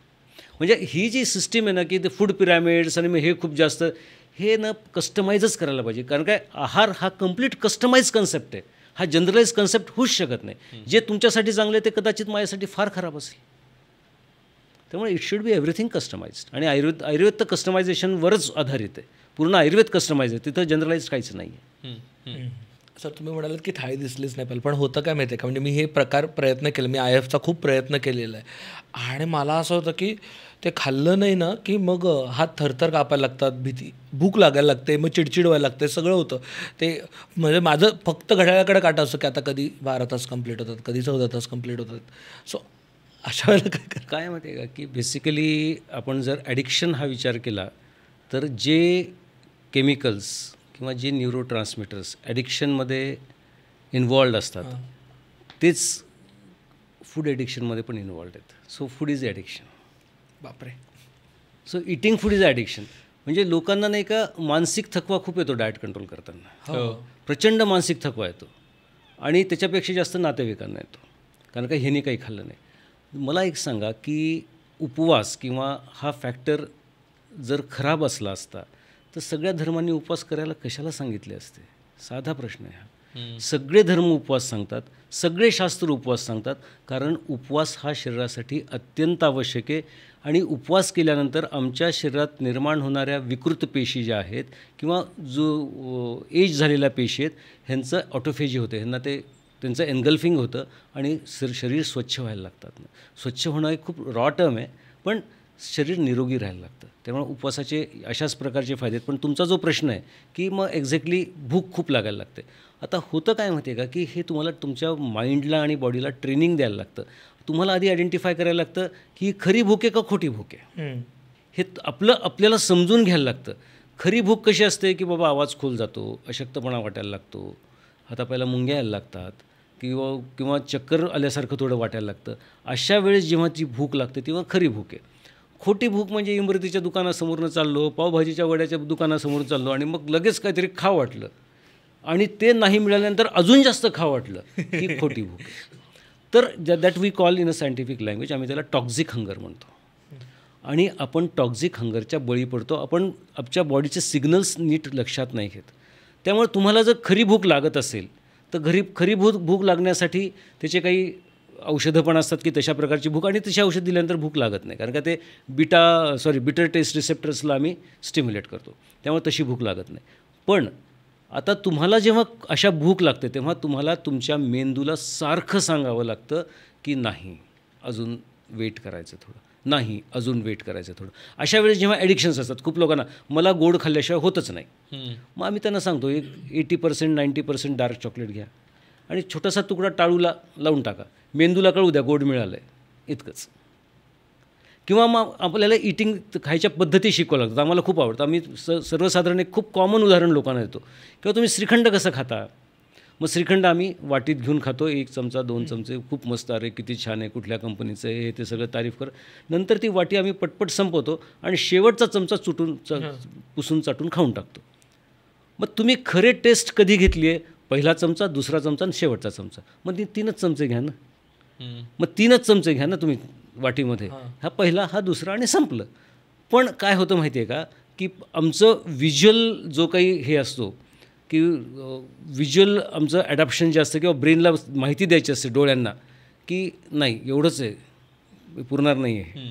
मग त्यावेळेस आपल्याला ते पार्टने खायचं. आता समजा आम्ही जेव्हा सांगतो की एक पोळी खा तुम्ही, आम्ही लोकांना सांगतो तुम्ही काय करा, चतकोर पोळी घ्या ताटात, परत चतकोर पोळी घ्या, परत चतकोर पोळी घ्या, परत चतकोर पोळी घ्या, असं करून एक पोळी घ्या आणि मग ती डाळीसोबत किंवा भाज्यासोबत कशासोबत खायची ते खा तुम्ही. असं केल्याने काय होतं, तुमच्या जिभेला, तुमच्या नाकाला, तुमच्या डोळ्यांना, तुमच्या कानाला समजतं की बऱ्याच वेळा अन्न आलं आहे ताटात. We are mimicking. Make sense. आपल्याला खाण्याच्या सवयी आपल्याला बदलाव्या लागतील, आपल्याला खाण्याच्या पद्धती बदलाव्या लागतील. आणि मॅक्झिमम असं लक्षात आलं की obese people are fast eaters, फार फास्ट खातात. म्हणजे काही काही लोकांचं जेवण अक्षरशः 4 मिनिटात होतं. So you have to control. आणि हे आयुर्वेदाने सांगितलेलं आहे, अतिविलंबित किंवा अति द्रुत, म्हणजे फार फास्ट जेवायचं नाही किंवा फार जास्त वेळ पण जेवायचं नाही. तेव्हा तुमचं जेवण हे ॲप्रोप्रिएट वेळेतच व्हायला पाहिजे. पटकन एक पोळी खायची, 1.5 पोळी खायची, त्याचा रोल करायचा आणि रोल करून हे नाही अपेक्षित. तुम्हाला प्रत्येक घास व्यवस्थित चावून तो तुम्ही गिळून असं जर खाल्लं तर वेळ पण जातो आणि मेंदूला कळतं, ब्रेनला कळतं, सटायटी सेंटर्सला कळतं की नाही, की भरपूर आलेलं आहे, खाल्लेलं आहे, भूक कमी करा. सो फास्ट बनवलेलं फूड पण नाही चालत आणि फास्ट खाल्लेलं पण नाही. म्हणजे फास्ट फूड तर कसंही चालत नाही. तुम्ही आता ज्यांना मेटाबॉलिक डिसऑर्डर्स असतात त्यांनी फळं टाळावीत असं म्हटलं, तर त्याचं थोडंसं कारण सांगू शकाल तर? कारण हल्ली आपण सगळे हेच ऐकतो ना की फळ चांगली असतात आणि फळांमध्ये आपल्याला फायबर्स मिळतं आणि फायबर आपल्या एकूण चयापचयासाठी महत्त्वाचे आहेत. तर अशा वेळी मग फळं टाळल्याने काय होईल? बेसिकली काय माहिती आहे का, की लोकांचा किंवा एक कॉमन मॅनचा फळांकडे दृष्टिकोन, आणि आम्हाला लहानपणापासून शिकवलं आलं आहे आणि आम्ही पण आमच्या मुलांना शिकवतो की फळं हे आरोग्यदायी आहेत. हो, दॅट इज सोशल गुड. फळं चांगली आहेत, एक सोशल गुड आहे, पण that is not a personal good. Socially फळं चांगलीच आहेत, पण पर्सनलसाठी जेव्हा तुम्हाला मेटाबॉलिक डिसऑर्डर्स आहेत, जेव्हा तुम्हाला ओबेसिटी आहे, तेव्हा ते तुमच्यासाठी चांगलं नाही आहे. आता ह्याचं कारण काय? ह्याचं कारण म्हणजे पीपल आता सगळे म्हणतात की बा ह्या फळांमध्ये आयर्न जास्त आहे, कॅल्शियम जास्त आहे, फॉस्फरस जास्त आहे, सोडियम जास्त आहे, किंवा अजून काही झिंक आहे, हे ते 12 भानगडी आहेत. ह्याच्यामध्ये फ्रुक्टोज पण आहे, ह्याच्यामध्ये फायबर्स पण आहेत. आता हे सगळं already obesity is a over nutritious disorder. अतिपोषित आजार आहे हा. पोषणाचं प्रमाण जास्त झाल्यामुळे झालेलं आहे पहिला काम. आणि हा अतिपोषित आजार असल्यामुळे तुम्हाला एक्स्ट्रा पोषणाची गरज नाही आहे. म्हणजे जे फळात येतो तुम्हाला लागणार नाही आहे. तुमच्या गाडी चालती डिझेलवर आणि तुम्हाला मिळतं पेट्रोल, कशी गाडी चालेल? तुम्हाला त्या फळांमधल्या न्यूट्रिएंट्सची गरज नाही आहे, तुमचं ओव्हर न्यूट्रिशियस आहेत तुम्ही. दुसरी गोष्ट सगळ्यात महत्त्वाची, या फळं खाल्ल्यामुळे ह्याच्यामध्ये फळांमध्ये फ्रुक्टोज भरपूर असतं आणि तुम्हाला आश्चर्य वाटेल की लिव्हर हे सगळं पचवतं. म्हणजे कुठलं पण अन्न घेतलं की लिव्हर पचवतं त्याला. सगळ्यात आधी ते लिव्हरमध्ये, पोर्टल व्हेन थ्रू लिव्हरमध्ये जातं आणि लिव्हर त्याला पचवण्याचं काम करतं. आता लिव्हर हे जेव्हा पचवतं तेव्हा लिव्हर कार्बोहायड्रेटला वेगळं बघतं, म्हणजे ग्लुकोजला वेगळं बघतं आणि फ्रुक्टोजला वेगळं बघतं. म्हणजे liver looks towards a fructose with a different lens and it also looks towards alcohol with the same lens. म्हणजे लिव्हरसाठी आता नॉन अल्कोहोलिक फॅटी लिव्हर्स किती वाढलेत. मग साखर, फळं आणि एक्सेस, म्हणजे आपले लोक अल्कोहोलिक पण आहेत आणि कार्बोहोलिक पण आहेत. हे कार्बोहायड्रेट जास्त सेवन होतं, विशेष करून फ्रुक्टोजचं सेवन होतं.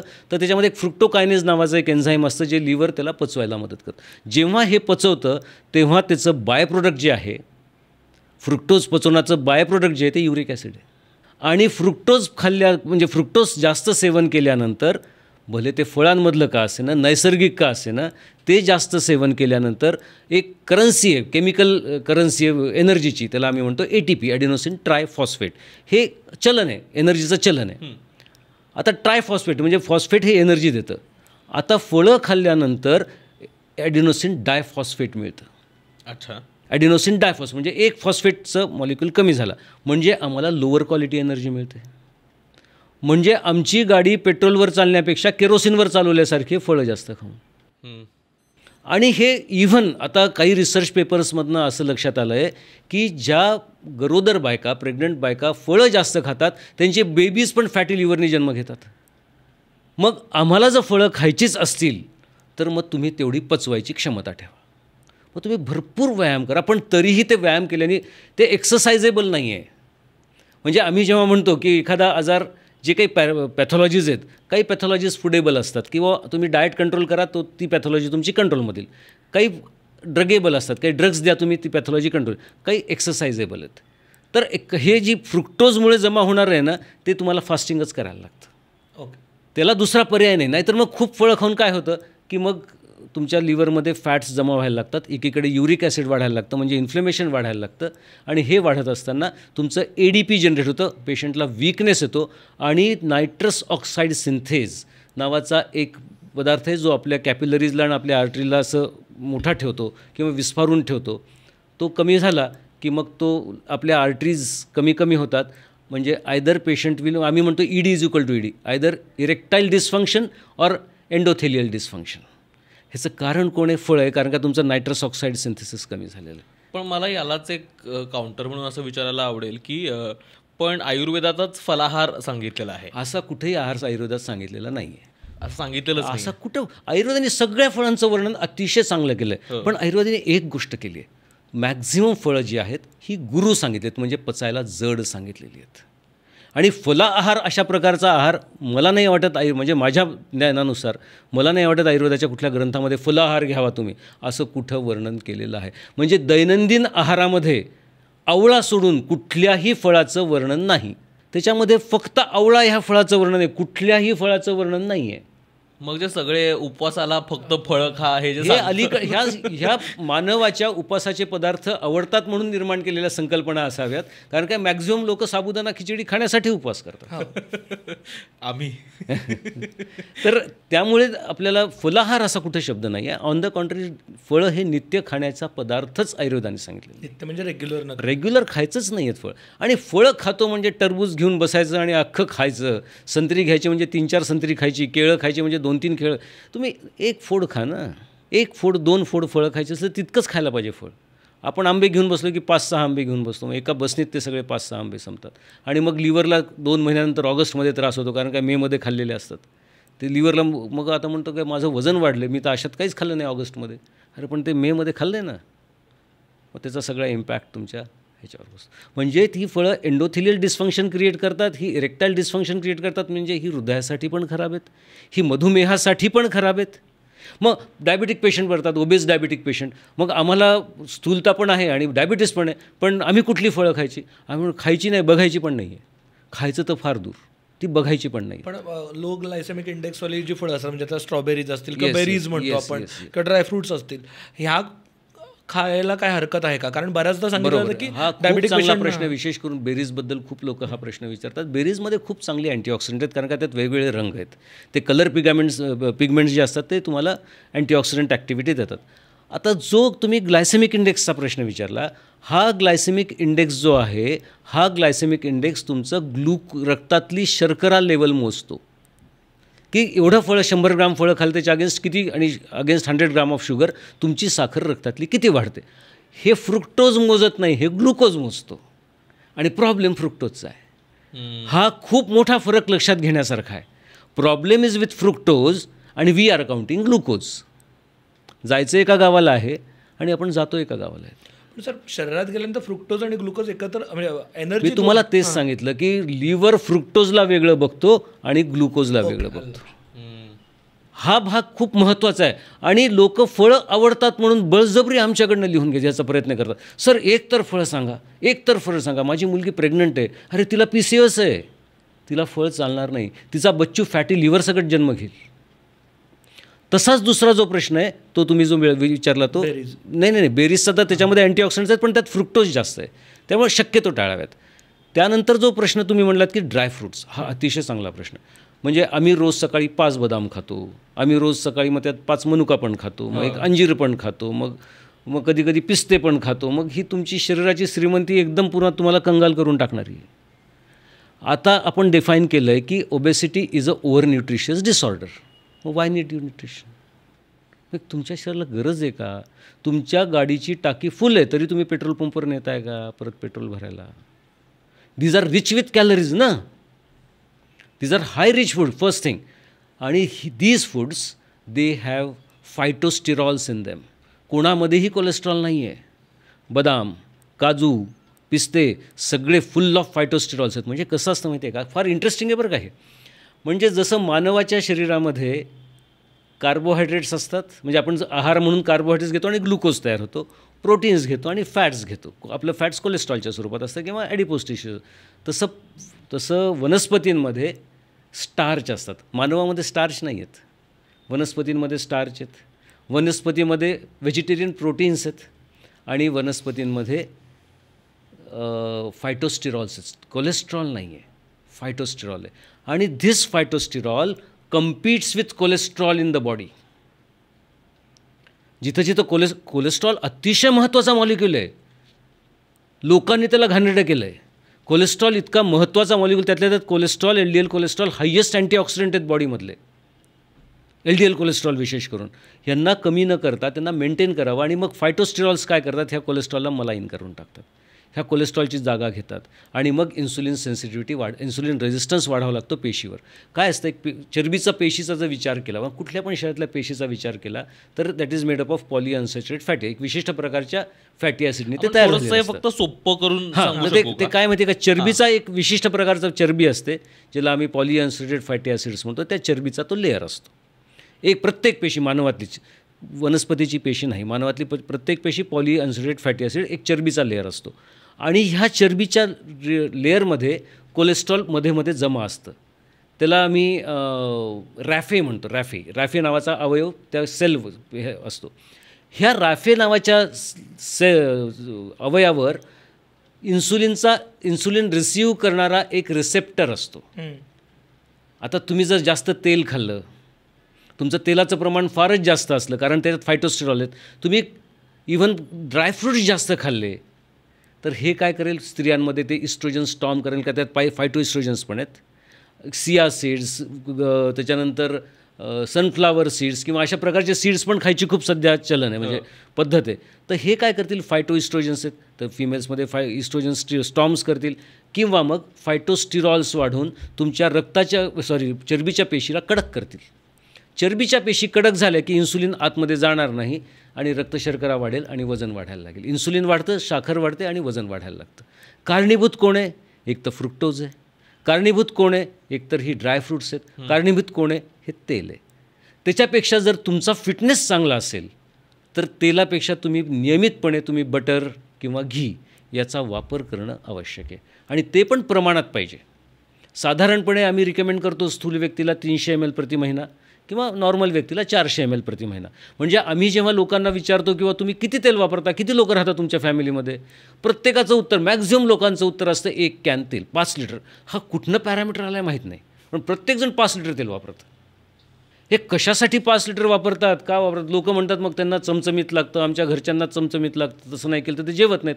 मी त्यांना सांगतो नाही जेवले तर चांगलं आहे, अजून आयुष्य वाढेल. बरं आहे ना, जेवत नाहीत तर चांगलं आहे ना. If they are not eating much, म्हणजे पोटभर नाही जेवत आहे तर अर्धपोटीच होतं. आपला कन्सेप्ट असतो की आपल्याला अर्धपोटीच जेवायचं आहे. नका करू चमचमीत. तेलाचं प्रमाण, म्हणजे इव्हन मोदींनी आता या 15 ऑगस्टच्या भाषणात सांगितलं की तुम्ही तेलाचं प्रमाण कमी करा, ओबेसिटी वाढती आहे इंडियामध्ये. हे मोदींनी सांगण्या इतपत वेळ आलेली आहे.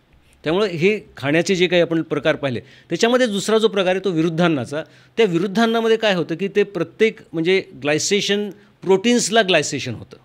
आता प्रोटीनला ग्लायसेशन होतं म्हणजे प्रोटीन्स त्यांचं नेचर बदलतात किंवा कार्बोहायड्रेट्स त्यांचं नेचर बदलतात आणि एक विकृत स्वरूपाचा कॉम्प्लेक्स डाएट तयार होतो जो लिव्हर पचवू शकत नाही.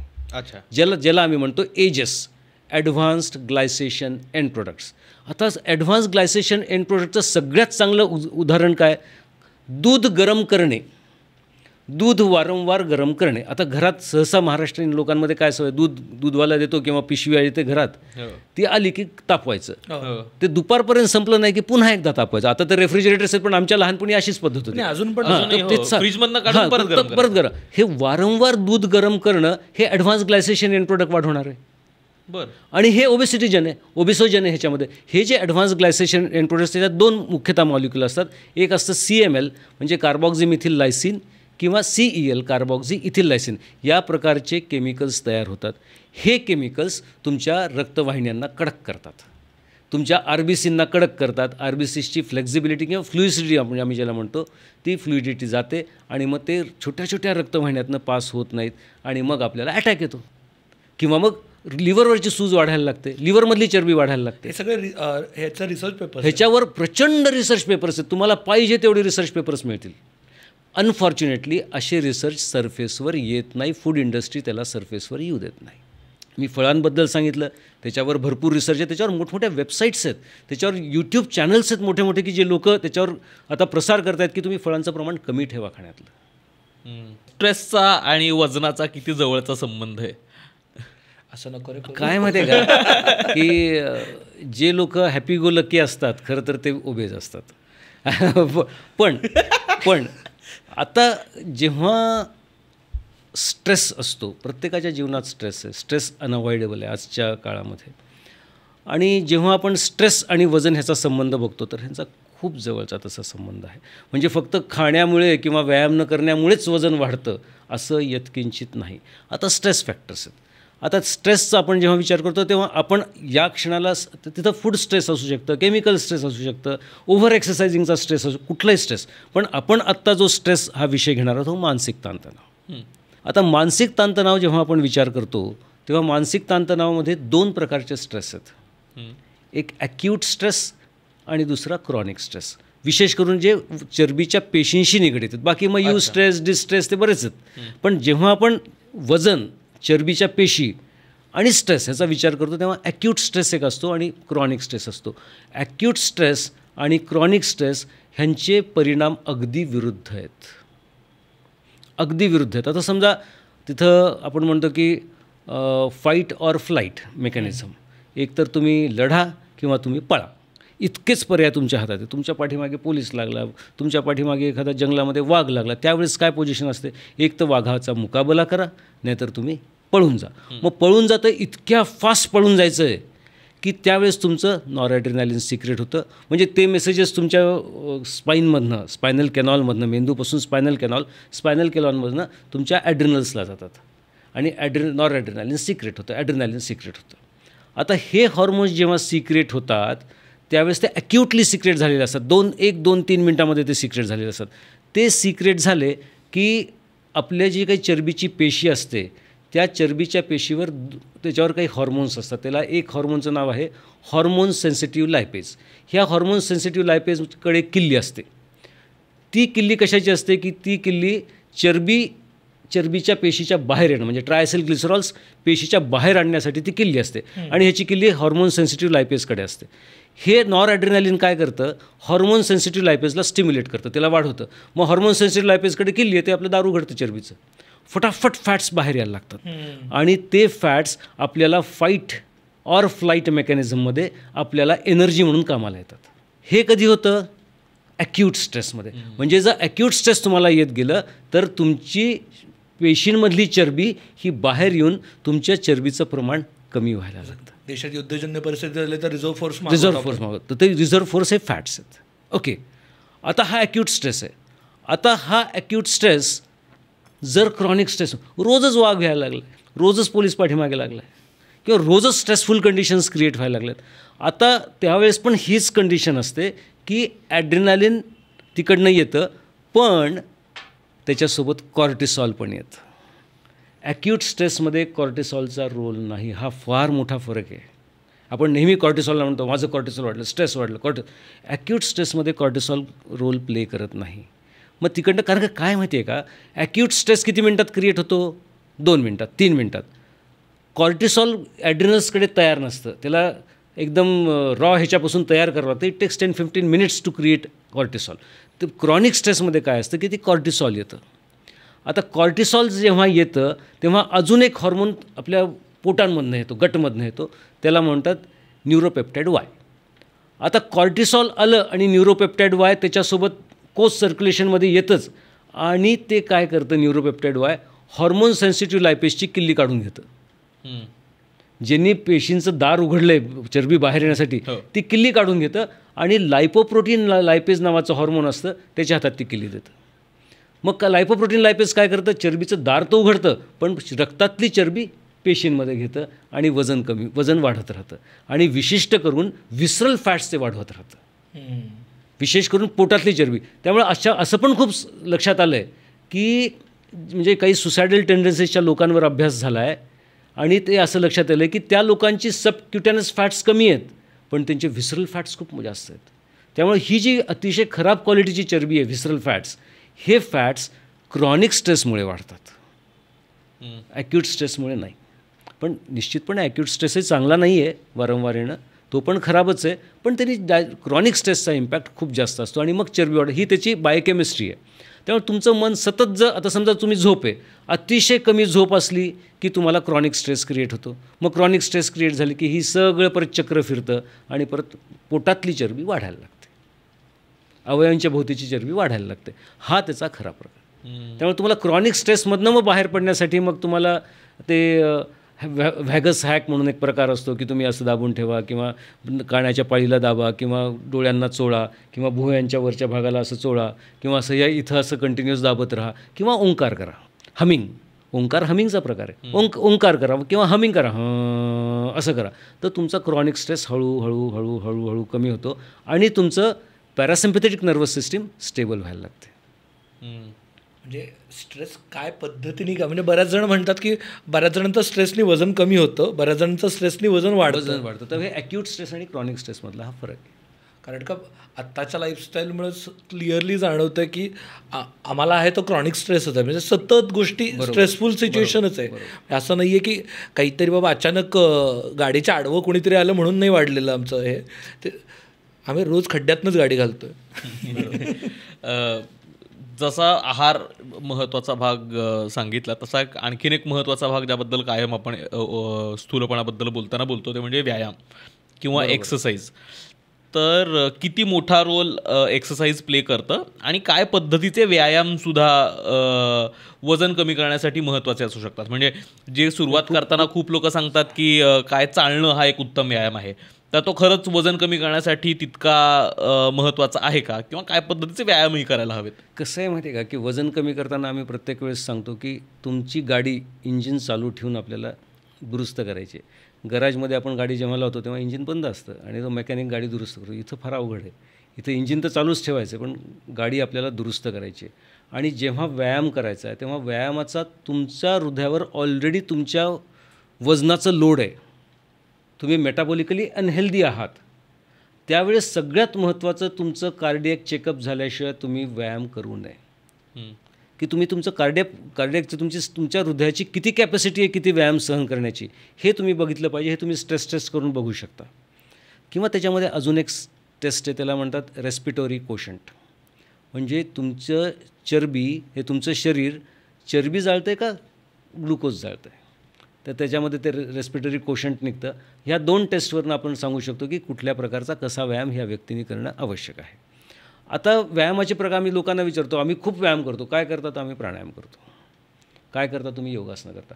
योगासनं नो डाऊट अतिशय उपयुक्त आहेत, कारण काय योगासनं तुमची पॅरासिम्पॅथेटिक नर्वस सिस्टीम स्टेबल ठेवतात, तुम्हाला स्ट्रेस येऊ देत नाहीत. हा मेन रोल आहे. स्ट्रेचिंग तर होते, हा वेगळा भाग आहे, पण त्यांनी डायरेक्ट कॅलरी लॉस होत नाही, पण पॅरासिम्पॅथेटिक नर्वस सिस्टीम स्टेबल करते. सिम्पॅथेटिक नर्वस सिस्टीम जी ॲक्टिवेटेड असते त्याला पण स्टेबल करते. बरोबर.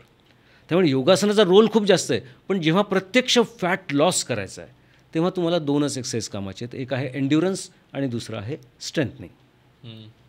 आता एन्ड्युरन्सनी काय होईल, तुमचं इन्सुलिन तुमचं नॉर्मल व्हायला लागेल एन्ड्युरन्सनी. स्ट्रेंथनिंगने काय होईल, तुमचे जे काही शरीराच्या पेशीचं इंजिन आहे, म्हणजे एनर्जी तयार करण्याची जी तुमची मशिनरी आहे बॉडीची, ती तुमची चांगली व्हायला लागेल. तुमचे मायटोकॉन्ड्रियाज हेल्दी व्हायला लागतील आणि तुम्हाला प्रॉपरली ATP मिळायला लागेल, तुम्हाला ॲडिनोसिन ट्रायफॉस्फेट चांगल्या प्रकारे मिळायला लागेल. त्यामुळे हे दोन्ही एक्सरसाइजचं तुम्हाला बॅलन्स करायला लागतं. आता नंतरचा प्रश्न लोकांना पडतो की आम्ही एवढं 5 किलोमीटर चालतो. तुम्ही कुठल्या स्पीडनी चालता? तुम्ही कधी चालताय? तुम्ही छान फिरायला जात आहे, संध्याकाळी जेवल्यानंतर नवरा बायको जातात, मस्त 2-4 किलोमीटर फिरून येतात, अगदी गप्पा मारत मारत जातात, त्या चालण्याला काहीही अर्थ नाही. तुम्ही चालत असाल तर तुमच्या नाडीची स्पीड कितपर्यंत चालली आहे? साधारण 220 मायनस युअर एज. तुमचं 220 समजा 50 वर्षाचा व्यक्ती असेल तर 170पर्यंत तुमची नाडीची स्पीड जाणं आवश्यक आहे, नॉर्मली जर तुमचं हृदय व्यवस्थित असेल तर. इतकी जेव्हा स्पीड तुमची चांगली मेंटेन होईल तेव्हा तुमचे मायटोकॉन्ड्रियाज तुमच्या शुगरला जाळून, तुमच्या कार्बोहायड्रेटला जाळून तुमच्या बीटा ऑक्सिडेशनकडे जातील, चरबी जाळ्याकडे जातील. ही कालावधी जी आहे ती प्रत्येक व्यक्ती परतवे 20 ते 40 मिनटापर्यंत. तर हायब्रिड गाडीसारखं म्हणजे हायब्रिड गाडीसारखं आहे. आता समजा 40 मिनिटांनंतर चरबी जाळायला सुरुवात होईल आणि 40व्या मिनिटाला तो माणूस वॉकिंग बंद करतो आणि घरी येऊन परत साखरेचा चहा पितो. आता काहीच उपयोग नाही. दुसरा एक फार महत्त्वाचा हे काय माहिती आहे का, की व्यायाम केल्यानंतर खायला नाही पाहिजे. हे अतिशय चुकीचं आहे. खायचं असेल तर प्रोटीन स्पेरिंग डाएट घ्या. तुम्ही एग व्हाईट्स खा, तुम्ही फुटाणे खा, तुम्ही हम्मस खा, तुम्ही डाळवं खा, तुम्ही कडधान्य खा, पण ते पण शिजवून. पण तुम्ही कार्बोहायड्रेट्स, उपमा केला सकाळी ब्रेकफास्टला, इडली केली ब्रेकफास्टला, पोहे केले, they are rich in carbohydrates. अशा प्रकारचा नाश्ता पोटभर करणं त्या व्यायामाचा उपयोग होणार नाही मेटाबॉलिकली.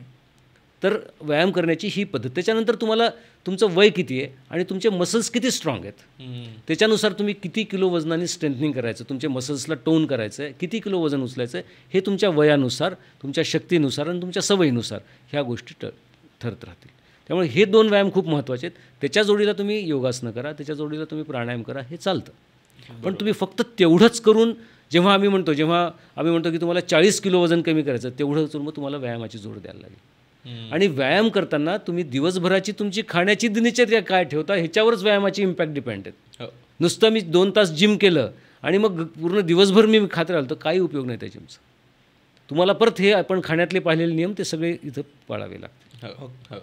आणि सर याबद्दल व्यायामाबद्दलच ना बऱ्याचदा एस्पेशली स्ट्रेंथ ट्रेनिंगबद्दल जे वयस्कर लोक आहेत, वयस्कर म्हणण्यापेक्षा 40च्या पुढच्या 50च्या पुढचे लोक म्हणतात की पूर्वीचे लोक कुठं करत होते स्ट्रेंथ, तुमच्यासारखं जिम बिम असलं, वजनं उचलणं वगैरे फिट होते की. तर त्यांच्या पर्स्पेक्टिव्ह काय माहिती आहे का, की तुमचं एजिंग हे तुमच्या मस्क्युलोस्केलेटल हेल्थवर डिपेंड आहे. तुमचे मसल्स किती स्ट्रॉंग आहेत, तुमचे बोन्स किती स्ट्रॉंग आहेत आणि तुमचं इन्सुलिन किती कमी आहे ह्याच्यावरच तुमचं एजिंग डिपेंड आहे. आता दुसरी गोष्ट, व्यायाम करताना जर तो व्यक्ती वजन कमी करण्यासाठी तोच एक ॲटिट्यूड ठेवून जर व्यायाम करतो, तोच एक ॲप्रोच ठेवून व्यायाम करत असेल तर व्यायाम हा वजन कमी करण्यासाठी नाही आहे, बिलकुल नाही आहे. व्यायामाचे दुसरे काही इम्पॅक्ट्स आहेत अजून. तर तुमचा जो प्रश्न आहे की मग एज माणसांनी करायला पाहिजे की नाही, मी तर म्हणतो 90 वर्षाच्या माणसांनीसुद्धा 2 किलोचे डंबेल्स उचलायलाच पाहिजेत. तुमचं जितकं मस्क्युलोस्केलेटल सिस्टीम चांगली आहे तितकं तुमचं एजिंग कमी आहे, तितके तुम्ही इंडिपेंडंट जगणार आहात. नाही तर तुमचं डिपेंडंट लाईफ होईल. मला काठी दे रे, मला पकड रे, मला हे रे, मला ते रे. मी तर खूप पेशंट डिबेट करतात, आम्हाला नाही करायचं. म्हणजे तुम्ही एवढं पथ्य सांगता, तुम्ही एवढं व्यायाम सांगता, असंही मरणार तसंही मरणार. मी त्यांना फार चांगलं उदाहरण सांगतो. तुम्ही पथ्य पाळलं, व्यायाम केला तर तुम्ही फटकन मराल, नाही तर मग खितपत पडाल. What is your choice?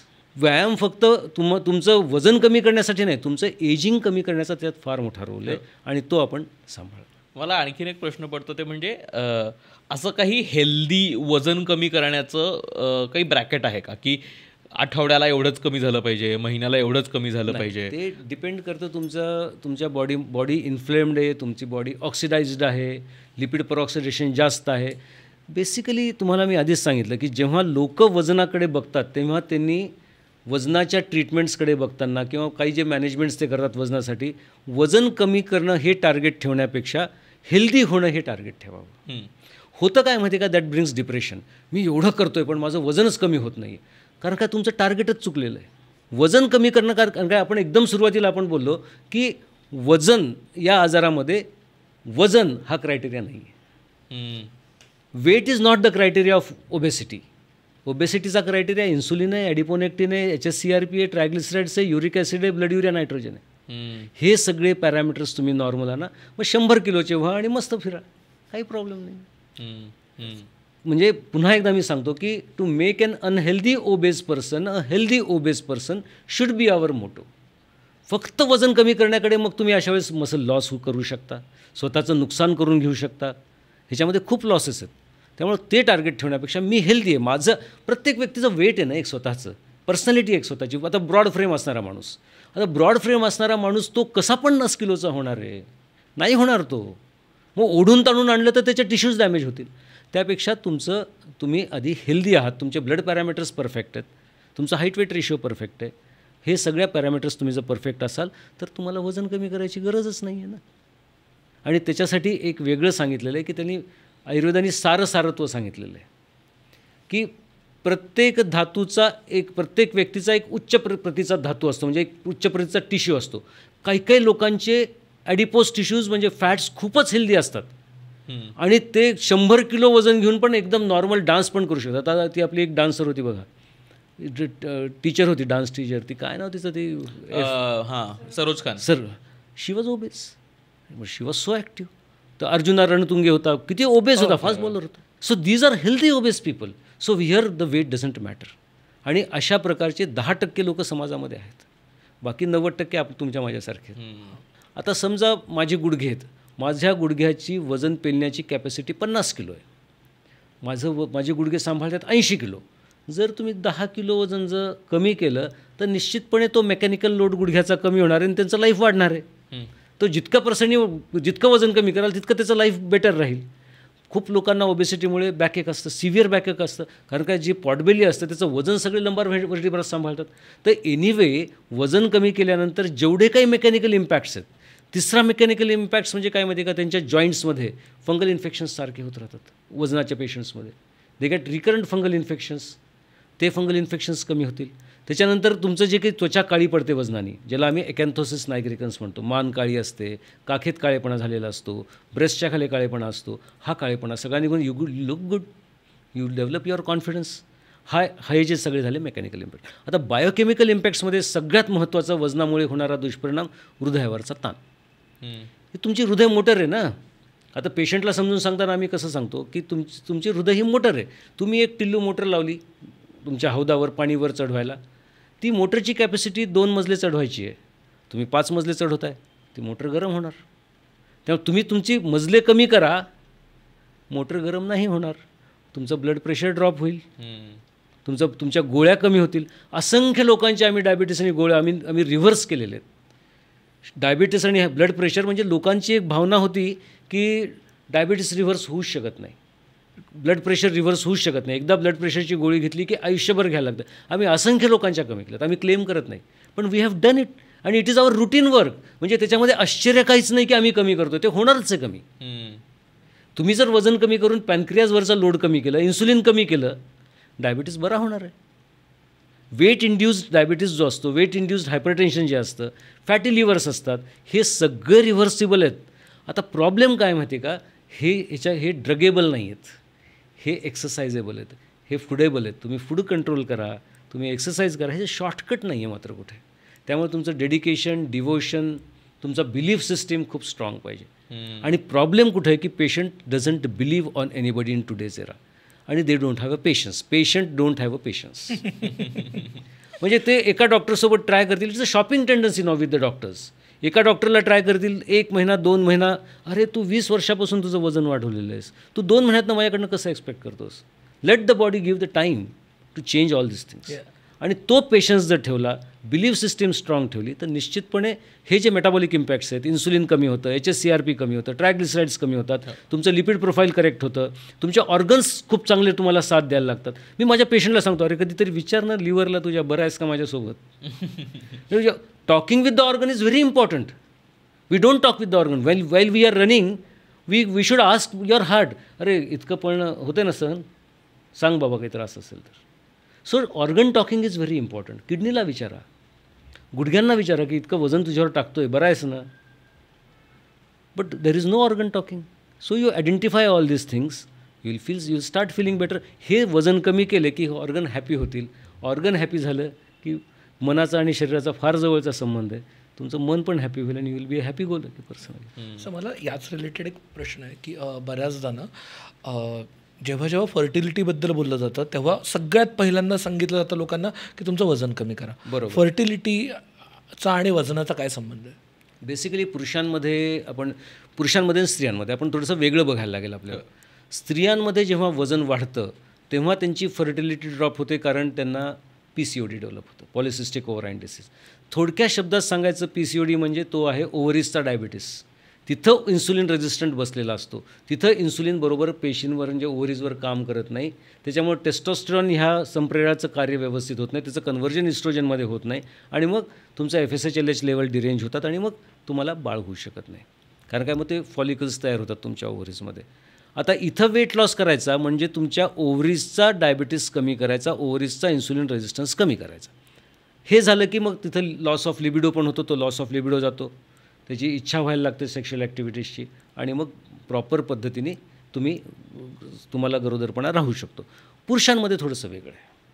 पुरुषांमध्ये जेव्हा वजन वाढतं तेव्हा त्यांना इरेक्टाईल डिस्फंक्शन क्रिएट होतं, त्यांना इरेक्शन येत नाही व्यवस्थित, आणि हे इरेक्शन न येण्याचं कारण त्यांचं लिव्हर असतं. कारण काय, आधी आपण जसं बघितलं की लिव्हर जर फॅटी झालं, लिव्हरमध्ये जर फ्रुक्टोजचं प्रमाण खूप वाढलं, कार्बोहायड्रेट टू प्रोटीनचा रेशो जर बिघडला तर तुमचं लिव्हर फॅटी व्हायला लागतं. लिव्हर फॅटी व्हायला लिव्हरमधलं युरिक ॲसिड वाढायला लागतं, हिपॅटिक युरिक ॲसिड तुमचं वाढायला लागतं. युरिक ॲसिडचा आपण मागे डिस्कस केल्याप्रमाणे त्याचा डायरेक्ट परिणाम जो आहे तो ADP म्हणजे तुमची एनर्जी कमी होते आणि तुमचं नायट्रिक ऑक्साईड सिंथेसिस कमी होतं. नायट्रिक ऑक्साईड काय करतं, तुमच्या रक्तवाहिन्यांना फुगवून ठेवतं, त्यांचा विस्फार व्यवस्थित मेंटेन करतं, त्यांचं ल्युमेन चांगलं मेंटेन करतं. आता इरेक्टाईल डिस्फंक्शनमध्ये काय होतं की तुमच्या पेनिसकडे रक्तपुरवठा व्यवस्थितच होऊ शकत नाही, कारण काय, तिथं ताठरपणा येत नाही, कारण तुमचं नायट्रिक ऑक्साईड सिंथेसिस खूपच ड्रॉप झालेलं आहे. मग तुमचं नायट्रिक ऑक्साईड सिंथेसिस जर ड्रॉप झाला असेल तर तुम्हाला इरेक्टाईल डिस्फंक्शन येईल, तुम्हाला नायट्रिक ऑक्साईड सिंथेसिस वाढवावं लागेल. म्हणजे तुम्हाला काय करायला लागेल, युरिक ॲसिड कमी करायला लागेल, ब्लड युरिया नायट्रोजन करेक्ट करायला लागेल. म्हणजे मग काय करायला लागेल, तुम्हाला कार्बोहायड्रेट्स आणि फ्रुक्टोज ह्याचं प्रमाण तुम्हाला खूप कमी करायला लागेल आणि protein to carbohydrate ratio correct करायला लागेल. हे जर तुम्ही करत गेलात, आणि तुम्हाला मी अतिशय सुंदर सांगतो की ते औषध, एक औषध सांगतो, साधं औषध आहे, जे औषध चरकांनी सांगितलेलं आहे की त्यांनी तुमचं इरेक्शन्स वाढतील, म्हणजे ते वृक्ष म्हणून सांगितलेलं आहे, पण ते समाजात कुणीच वापरत नाही. ते औषध म्हणजे आहे साधा लसूण.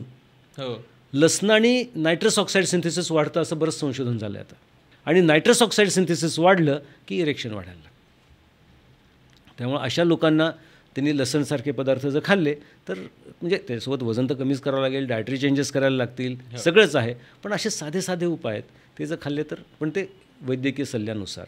नाही तर मग इकडे ॲस्प्रिनच्या गोळ्या खाताय, तिकडे लसूण खाताय, पूर्ण मग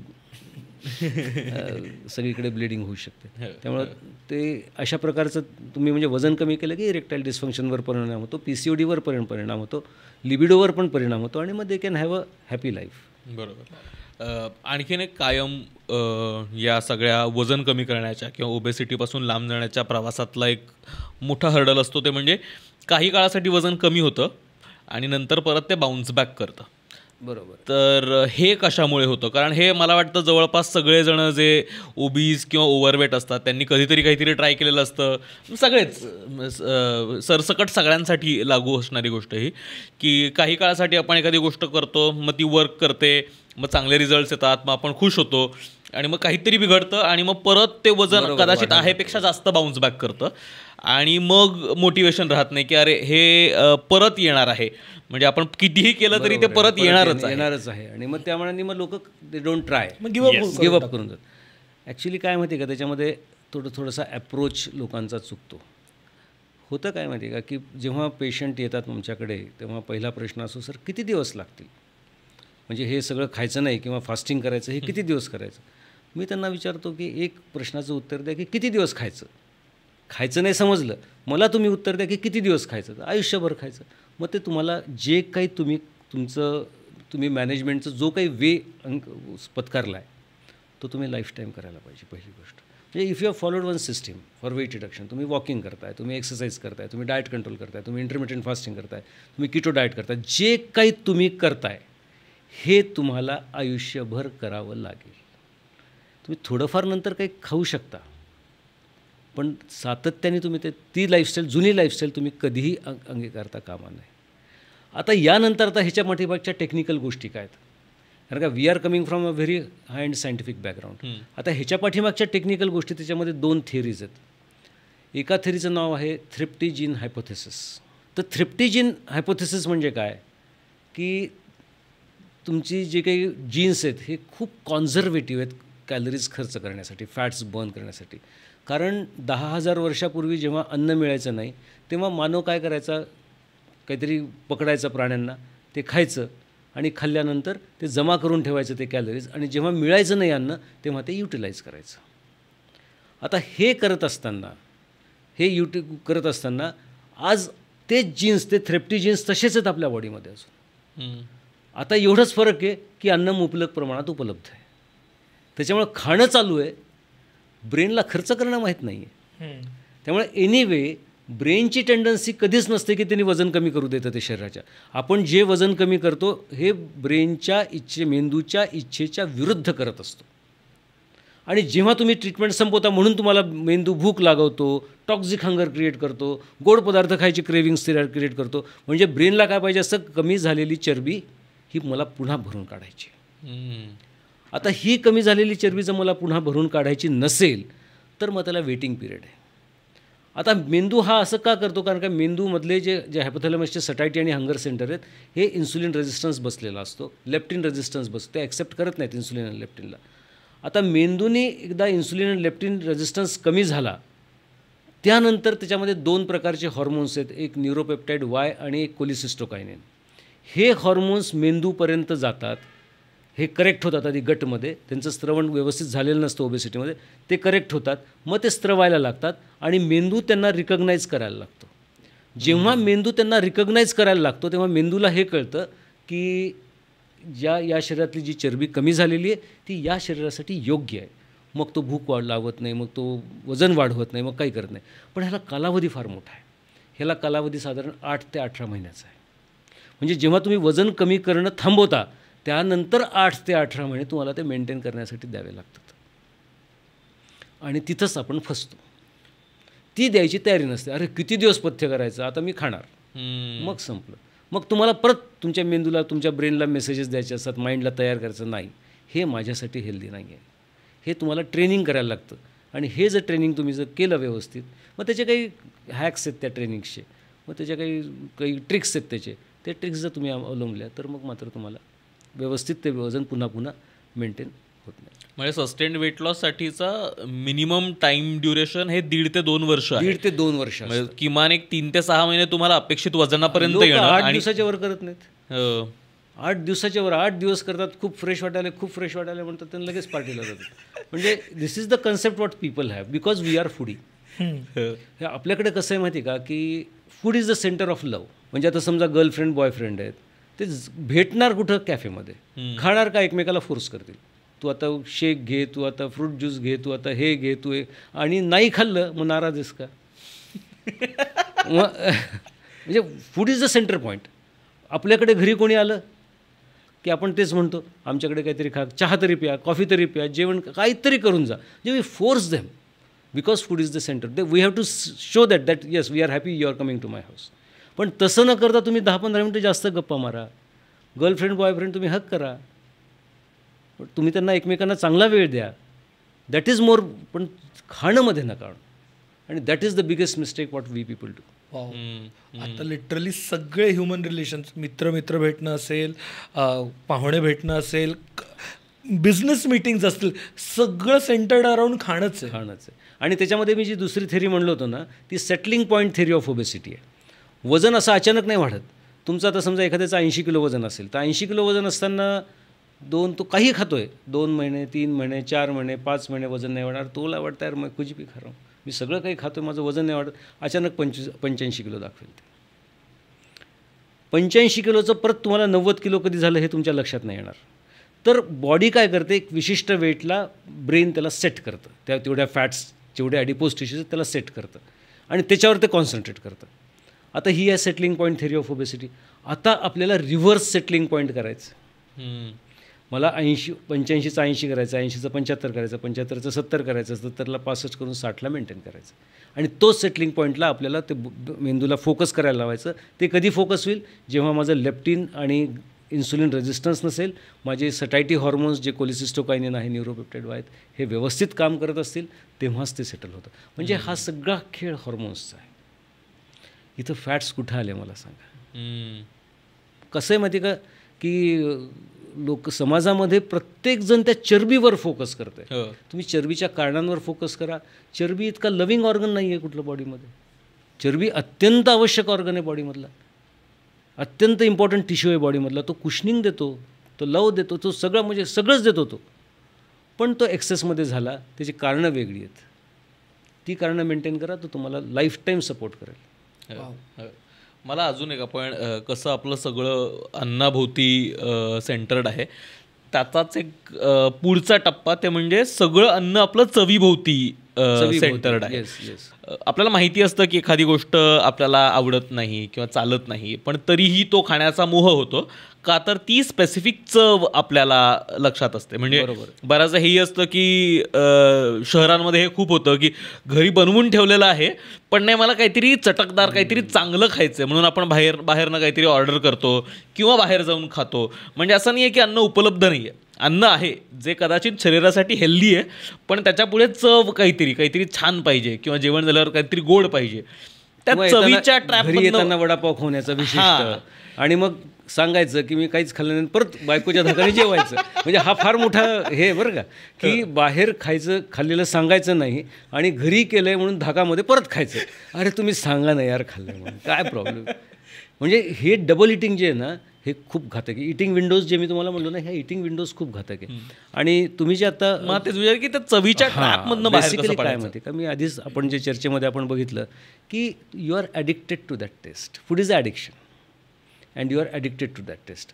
you have to deaddict it. दुसरी गोष्ट, जसं तुम्हाला मी सांगतो की आयुर्वेद चवीच्यावरच सगळा पूर्ण त्याचं फार्मॅकोलॉजी आयुर्वेदिक ड्रग्सची किंवा फूडचे इफेक्ट्स किंवा आयुर्वेदिक मेडिसिन्सचे इफेक्ट्स हे चवीवर डिपेंड आहेत. आणि त्यासाठी स्वीट टेस्ट ही सगळ्यात घातक टेस्ट आहे जी मेटाबॉलिक डिसऑर्डर्सला वाढवते. गोड चव. आता पोळीची पण गोड चव आहे, एक लक्षात घ्या. भाताची पण गोड चव आहे, भाकरीची पण गोड चव आहे. आता ह्याच्यामध्ये कसं आहे माहिती आहे का, की आयुर्वेद जो काही सांगतो त्याचे इम्पॅक्ट्स, फूडचे इम्पॅक्ट्स किंवा ड्रगचे इम्पॅक्ट्स हे चवीनुसार सांगतो. आणि जिथं मधुर रसाचं जास्त सेवन आहे, जिथं शीत पदार्थांचं जास्त सेवन आहे, जिथं स्निग्ध पदार्थांचं जास्त सेवन आहे, हे सेवन केलेले पदार्थ निश्चितपणे नुसती ओबेसिटी नाही तर सगळेच अपचयात्मक आजार वाढवतात, म्हणजे ॲनाबॉलिक डिसऑर्डर्स वाढवतात. आता मग आपण जे चव आपण क्रिएट करायला पाहिजे. तुम्हाला सांगू, जपानमध्ये कडू आईस्क्रीम्स मिळतात. कडू आईस्क्रीम मिळतात. कडू आहे तिथं बरेच आईस्क्रीम्स हे बिटर टेस्टिंग असतात, कारण का they have developed a bitter taste. तुम्ही बघा, आपल्याला कॉफी सुरुवातीला पिताना आपल्याला कडू वाटायची, जेव्हा सवय लावली. आता we love that taste because we have developed our bitter taste receptors that way. Acquired taste. हां, आता ही बिटर टेस्ट जी कॉफीची आहे, ही बिटर टेस्ट आपली आतड्यांची पण, आतड्यांमध्ये पण ती चव कळते, सगळ्या अवयवांना ती चव कळते. त्यामुळं आपल्याला जर बदलायचं असेल तर आपल्याला बिटर टेस्टची सवय लावून घ्यायला लागेल. जे कडू आहे म्हणजे वजनाच्या पेशंटने. आणि त्याच्यानंतर आयुर्वेदाने सांगितलं की तुमचा आहार हा षड्रसात्मक पाहिजे.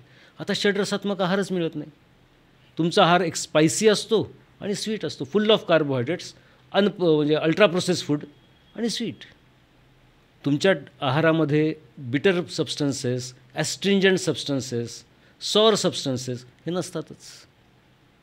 आणि म्हणून हे सगळे मेटाबॉलिक डिसऑर्डर. जर तुम्ही षड्रसात्मक आहार ठेवला, आणि तो शक्य नाही असं यत्किंचित नाही, षड्रसात्मक जर आहार ठेवला तर निश्चितपणे तुम्ही तुमचं वजन, तुम्ही तुमचा प्रकृती तुम्ही नियंत्रणात ठेवू शकता. सर, षड्रसात्मक आहार घ्यायला काय काय गोष्टी, कारण आपल्याला हा माहिती आहे, बेसिकली मधुर माहिती आहे, आपल्याला तिखट काय घ्यायचं माहिती आहे, आंबट काय माहिती आहे, आंबट माहिती आहे, बाकी गोष्टी काय काय खायला पाहिजेत. मग आता त्याच्यामध्ये सगळ्या भाज्या आहेत ना, ह्या सगळ्या कडू असतात. ॲक्च्युली चवीला भाज्या कडू असतात.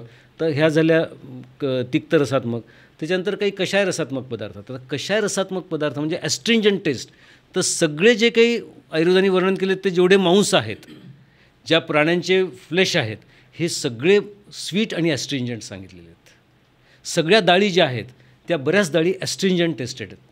त्यामुळं ह्या सगळ्यांचा अंतर्भाव आपल्या आहारामध्ये घेणं आवश्यक आहे. तर तुम्हाला ही साही टेस्ट म्हणजे कोणती, सुपारीची टेस्ट जी असते, सुपारी तुरट. तर हा तुरट रस खूप महत्त्वाचा आहे ॲनाबॉलिक डिसऑर्डर्समध्ये किंवा ओबेसिटीमध्ये. तर असे पदार्थ तुम्ही जास्त घेतले पाहिजे, म्हणजे तुमचा आहार आवळा पण घेऊ शकता.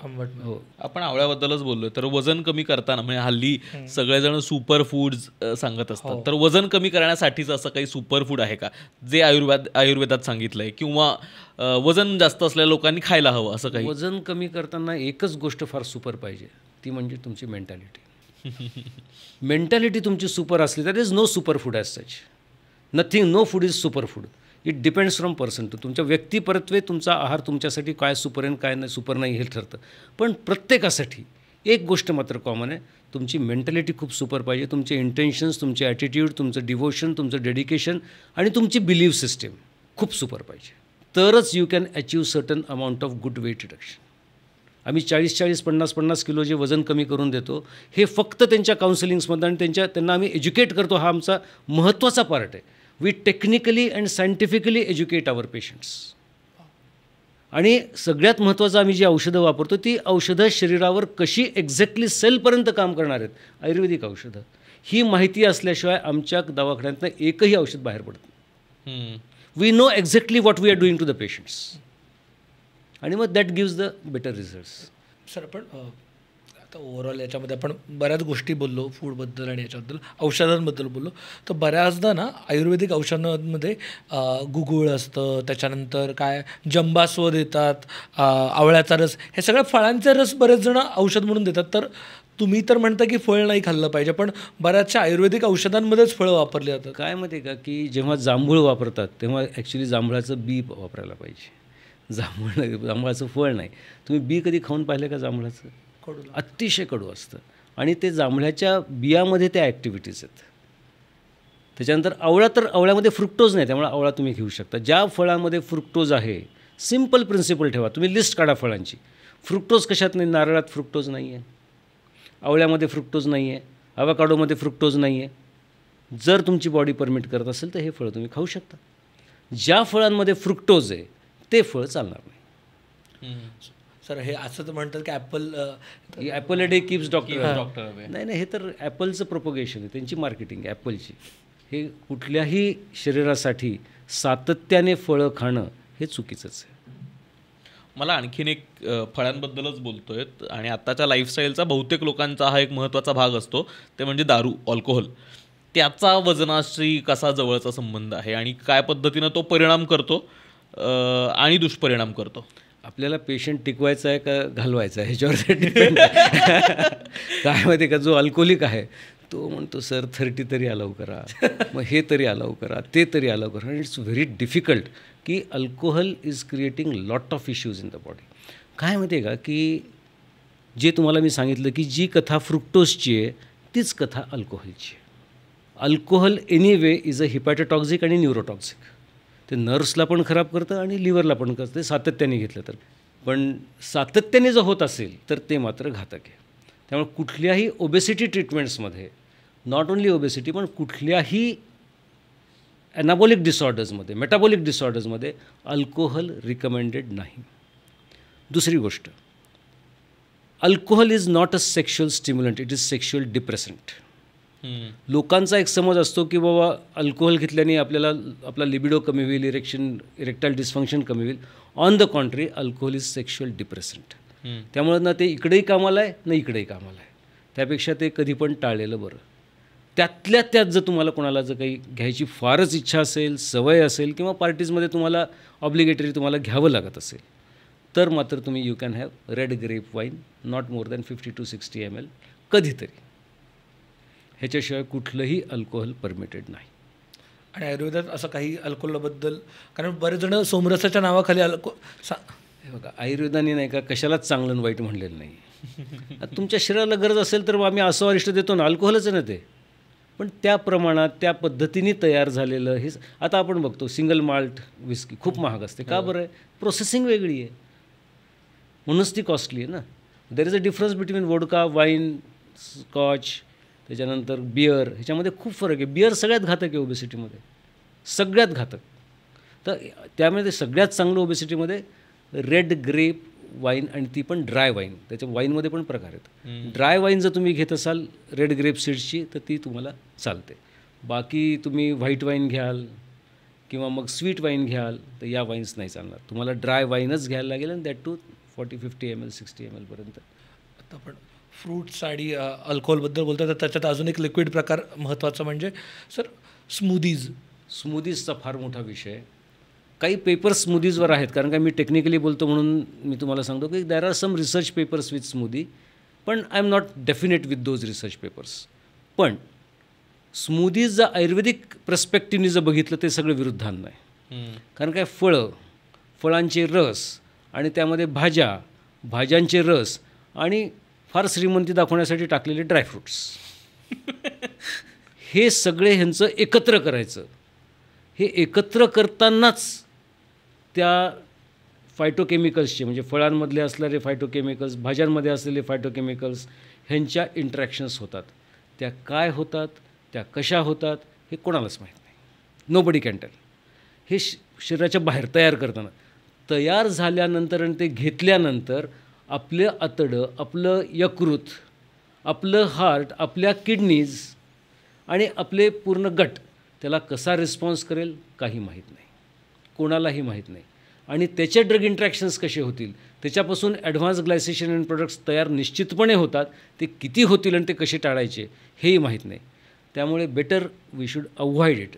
फार काम त्याच्यावर होणं अपेक्षित आहे. जे काही काम झालं ते पुरेसं नाही आहे. पण एकंदरीत सायंटिफिक विजननी जर विचार केला तर मला असं वाटतं की म्हणजे स्मूदीजनी कोणाची तरी शुगर कमी झाली म्हणजे ते योग्य नाही आहे. तुम्हाला गंमत सांगतो, आयुर्वेदाचा उद्देशच नाही आहे शुगर कमी करणं डायबिटीसमध्ये. आयुर्वेदाचा उद्देश 7 धातू प्रिझर्व करणं हा उद्देश आहे. त्याचा आउटकम शुगर कमी होत असेल. आम्ही इथं फक्त स्मूदीनी शुगर कमी झाली. Sugar is just a epitome of diabetes. खाली डोंगर आहे, तो ट्रीट करायला लागतो. आणि स्मूदीसारख्या पदार्थाने तो डोंगर ट्रीट होणार नाही. आपण लिक्विडबद्दलच बोलतो तर पाणी मला याच्याबद्दल विचारायचं आहे. कारण खूपदा हे सांगितलं जातं की ज्यावेळेस तुम्हाला वजन कमी करायचं आहे आणि तुम्हाला भूक लागली आहे त्यावेळेस तुम्हाला खरं तर भूक नाही, तहान लागली आहे, मग 1 ग्लास पाणी प्या आणि मग ती भूक टाळा वगैरे वगैरे. तर पाण्याचा किती महत्त्वाचा रोल आहे वजन कमी करताना सुद्धा, आणि किती पाण्याचं सेवन करायला हवं? बेसिकली पाण्याचं प्रमाण होतं काय माहिती आहे का, की लोकांना काय वाटतं की आपली जी युरिनरी ट्रॅक्ट सिस्टीम आहे आणि आपली एलिमेंटरी ट्रॅक्ट सिस्टीम आहे ही ड्रेनेज सिस्टीम आहे. वरनं पाणी टाका, खालनं निघून जाईल. ते इतकं सोपं नाही आहे. It is not a drainage system. आणि खूप वेळा सल्ला असा दिला जातो की पाणी खूप प्यायला पाहिजे. पाणी हा सल्ला अतिशय चुकीचा आहे. कारण काय, प्रत्येक थेंब पाण्याचा हा डिटॉक्सिफाय करायला लागतो. हा लिव्हरमध्ये जातो, त्याची विषाक्तता तुम्हाला कमी करायला, त्याचं मेटाबॉलिझम करायला लागतं. म्हणजे पाण्याचं युरिनमध्ये रूपांतर आहे ना. तुम्ही स्वच्छ पाणी पिता आणि युरिन करता. हे पाण्यापासून युरिन तयार करण्यापाठीमागे लिव्हरला आणि किडनीला खूप एनर्जी खर्च करावी लागते. तर त्याच्यावर एनर्जी खर्च करताना मग त्याच्यावर खूप लोड येतो. याशिवाय पाणी जास्त पिल्याचा लोड हृदयावर येतो. कारण का पाणी पिल्या ते रक्तात ॲब्झॉर्ब केलं जातं. आणि हृदयाला समजा तुम्ही 1 लिटर पाणी पिलं, तुमचं 6 लिटर रक्त आहे, त्यात अजून 1 लिटर पाणी ॲड होणार.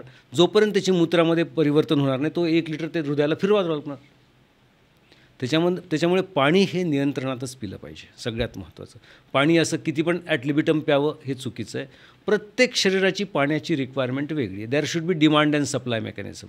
शरीराने तहान लावली तर पाणी प्या. उगीच उठसूट पाणी प्यायचं अलाउड नाही आहे. तुम्हाला शरीर सिग्नल देतं की तहान लागली आहे, पाणी प्या. मुतखडा झाला, खूप पाणी प्या, चुकीचा सल्ला आहे असं मला वाटतं.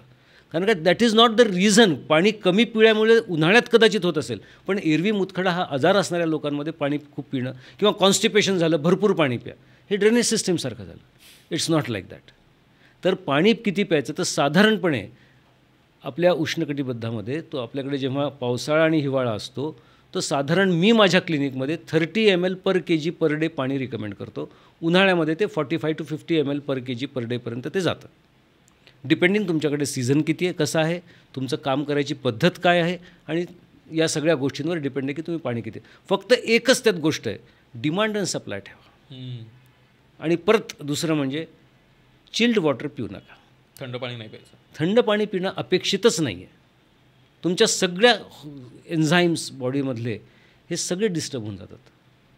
त्यामुळे थंड पाणी पिणं अलाउड नाही. तुम्ही माठापर्यंत पाणी पिऊ शकता किंवा मग तुम्ही भांड्यातलं पाणी प्या. ते पण लोक बऱ्याच वेळा कॉपरच्या भांड्यातलं पाणी पिण्याचे. ते कॉपर ते जे भांडे ते इतक्या खराब प्रतीच्या कॉपरमधनं तयार झालेले असतात की ते लीच होतात. कॉपर त्यात लीच होतं. त्यामुळे सगळ्यात चांगलं स्टेनलेस स्टीलच्या भांड्यांमधनं तुम्ही किंवा मातीच्या भांड्यांमधनं तुम्ही पाणी पिणं, ते पण नॉर्मल टेम्परेचरचं आणि प्रमाणात हे पिणं आवश्यक आहे. हां, मग ऑलमोस्ट शेवटाकडे आलो आपण. तर जी लोक आत्ता ओव्हरवेट, ओबीज, त्यांचं वजन जास्त आहे असं या टप्प्यात आहेत, त्या लोकांना आपण कन्क्लुझिव्ह असं काही सांगू शकू की या गोष्टींकडे लक्ष देण्याची गरज आहे? कारण जसं तुम्ही म्हणालात की हा सगळ्यात जास्त महत्त्वाचा फॅक्टर काय आहे, तर तो मानसिकता आहे. आपण बऱ्याच वेगवेगळ्या गोष्टींवरती चर्चा केली, पण मला वाटतं अगदी शेवटचा जर तुम्हाला काही या सगळ्या लोकांना सांगायचं असेल तर काय सांगाल? सगळ्यात महत्त्वाचं म्हणजे प्रत्येक व्यक्तीने आपलं अन्न कमवलं पाहिजे व्यायाम करून. पैशाने अन्न कमवणं हे आजकाल सगळे श्रीमंत आहेत, सगळ्यांकडे पैसा आहे. पैशांनी अन्न कमवल्यापेक्षा आपल्या व्यायाम करून, आहारावर नियंत्रण करून, इंटरमिटेंट फास्टिंग करून आपलं अन्न आपण कमवलं पाहिजे. आज मी ते सगळं केलं तरच मी अन्नाचं सेवन करेल, नाहीतर मी अन्नाचं सेवन करणार नाही. हा सगळ्यात अंडरलाईन. आपण आपलं अन्न कमवतच नाही, पैसे आपलं अन्न कमवतात आणि आपण खातो. We should earn our food, that is underlying. आणि हे आयुष्यभर करायचं. हे किती दिवस करायचं आहे तर हे आयुष्यभर करणं आवश्यक आहे. You should keep a track on your weight. You should keep म्हणजे आपल्याला हे माहिती नसतं की माझं किचन कसं आहे, किचनमध्ये माझ्या कुठल्या प्रतीचं तेल येतं आहे, कुठल्या प्रतीचं तूप येतं आहे, हे आपल्याला काहीच माहीत नसतं. आणि आपण फक्त जा बाबा आण, कोणाला तरी सांगतो, कोणीतरी तेल आणतं, बाई ती स्वयंपाक करते. आपण प्रत्येक जो घास खातो आहे त्याच्यावर आपलं नियंत्रण असणं आवश्यक आहे, तरच आपण हेल्दी राहू शकतो. आणि जसं सांगितल्याप्रमाणे every person should earn their own food by doing good for the health. मला हे अन्न कमवण्याची कॉन्सेप्ट खूपच आवडली आहे. खूपच interesting. Yes, thank you so much sir. ओबेसिटीबद्दलचा तुमचा खरं तर मॉडर्न मेडिसिन प्लस आयुर्वेदवाला जो एक वेगळा पर्स्पेक्टिव्ह आहे तो समजून घेता आला. खूप खूप आभार. तुम्हाला आजचा एपिसोड कसा वाटला नक्की कळवा. ज्यांना गरज वाटते त्यांना पाठवायला पुढे हरकत नाही. तुमचा जो काही फीडबॅक असेल तो खाली कॉमेंटमध्ये लिहायला विसरू नका. धन्यवाद. नमस्कार. लोभ असावा.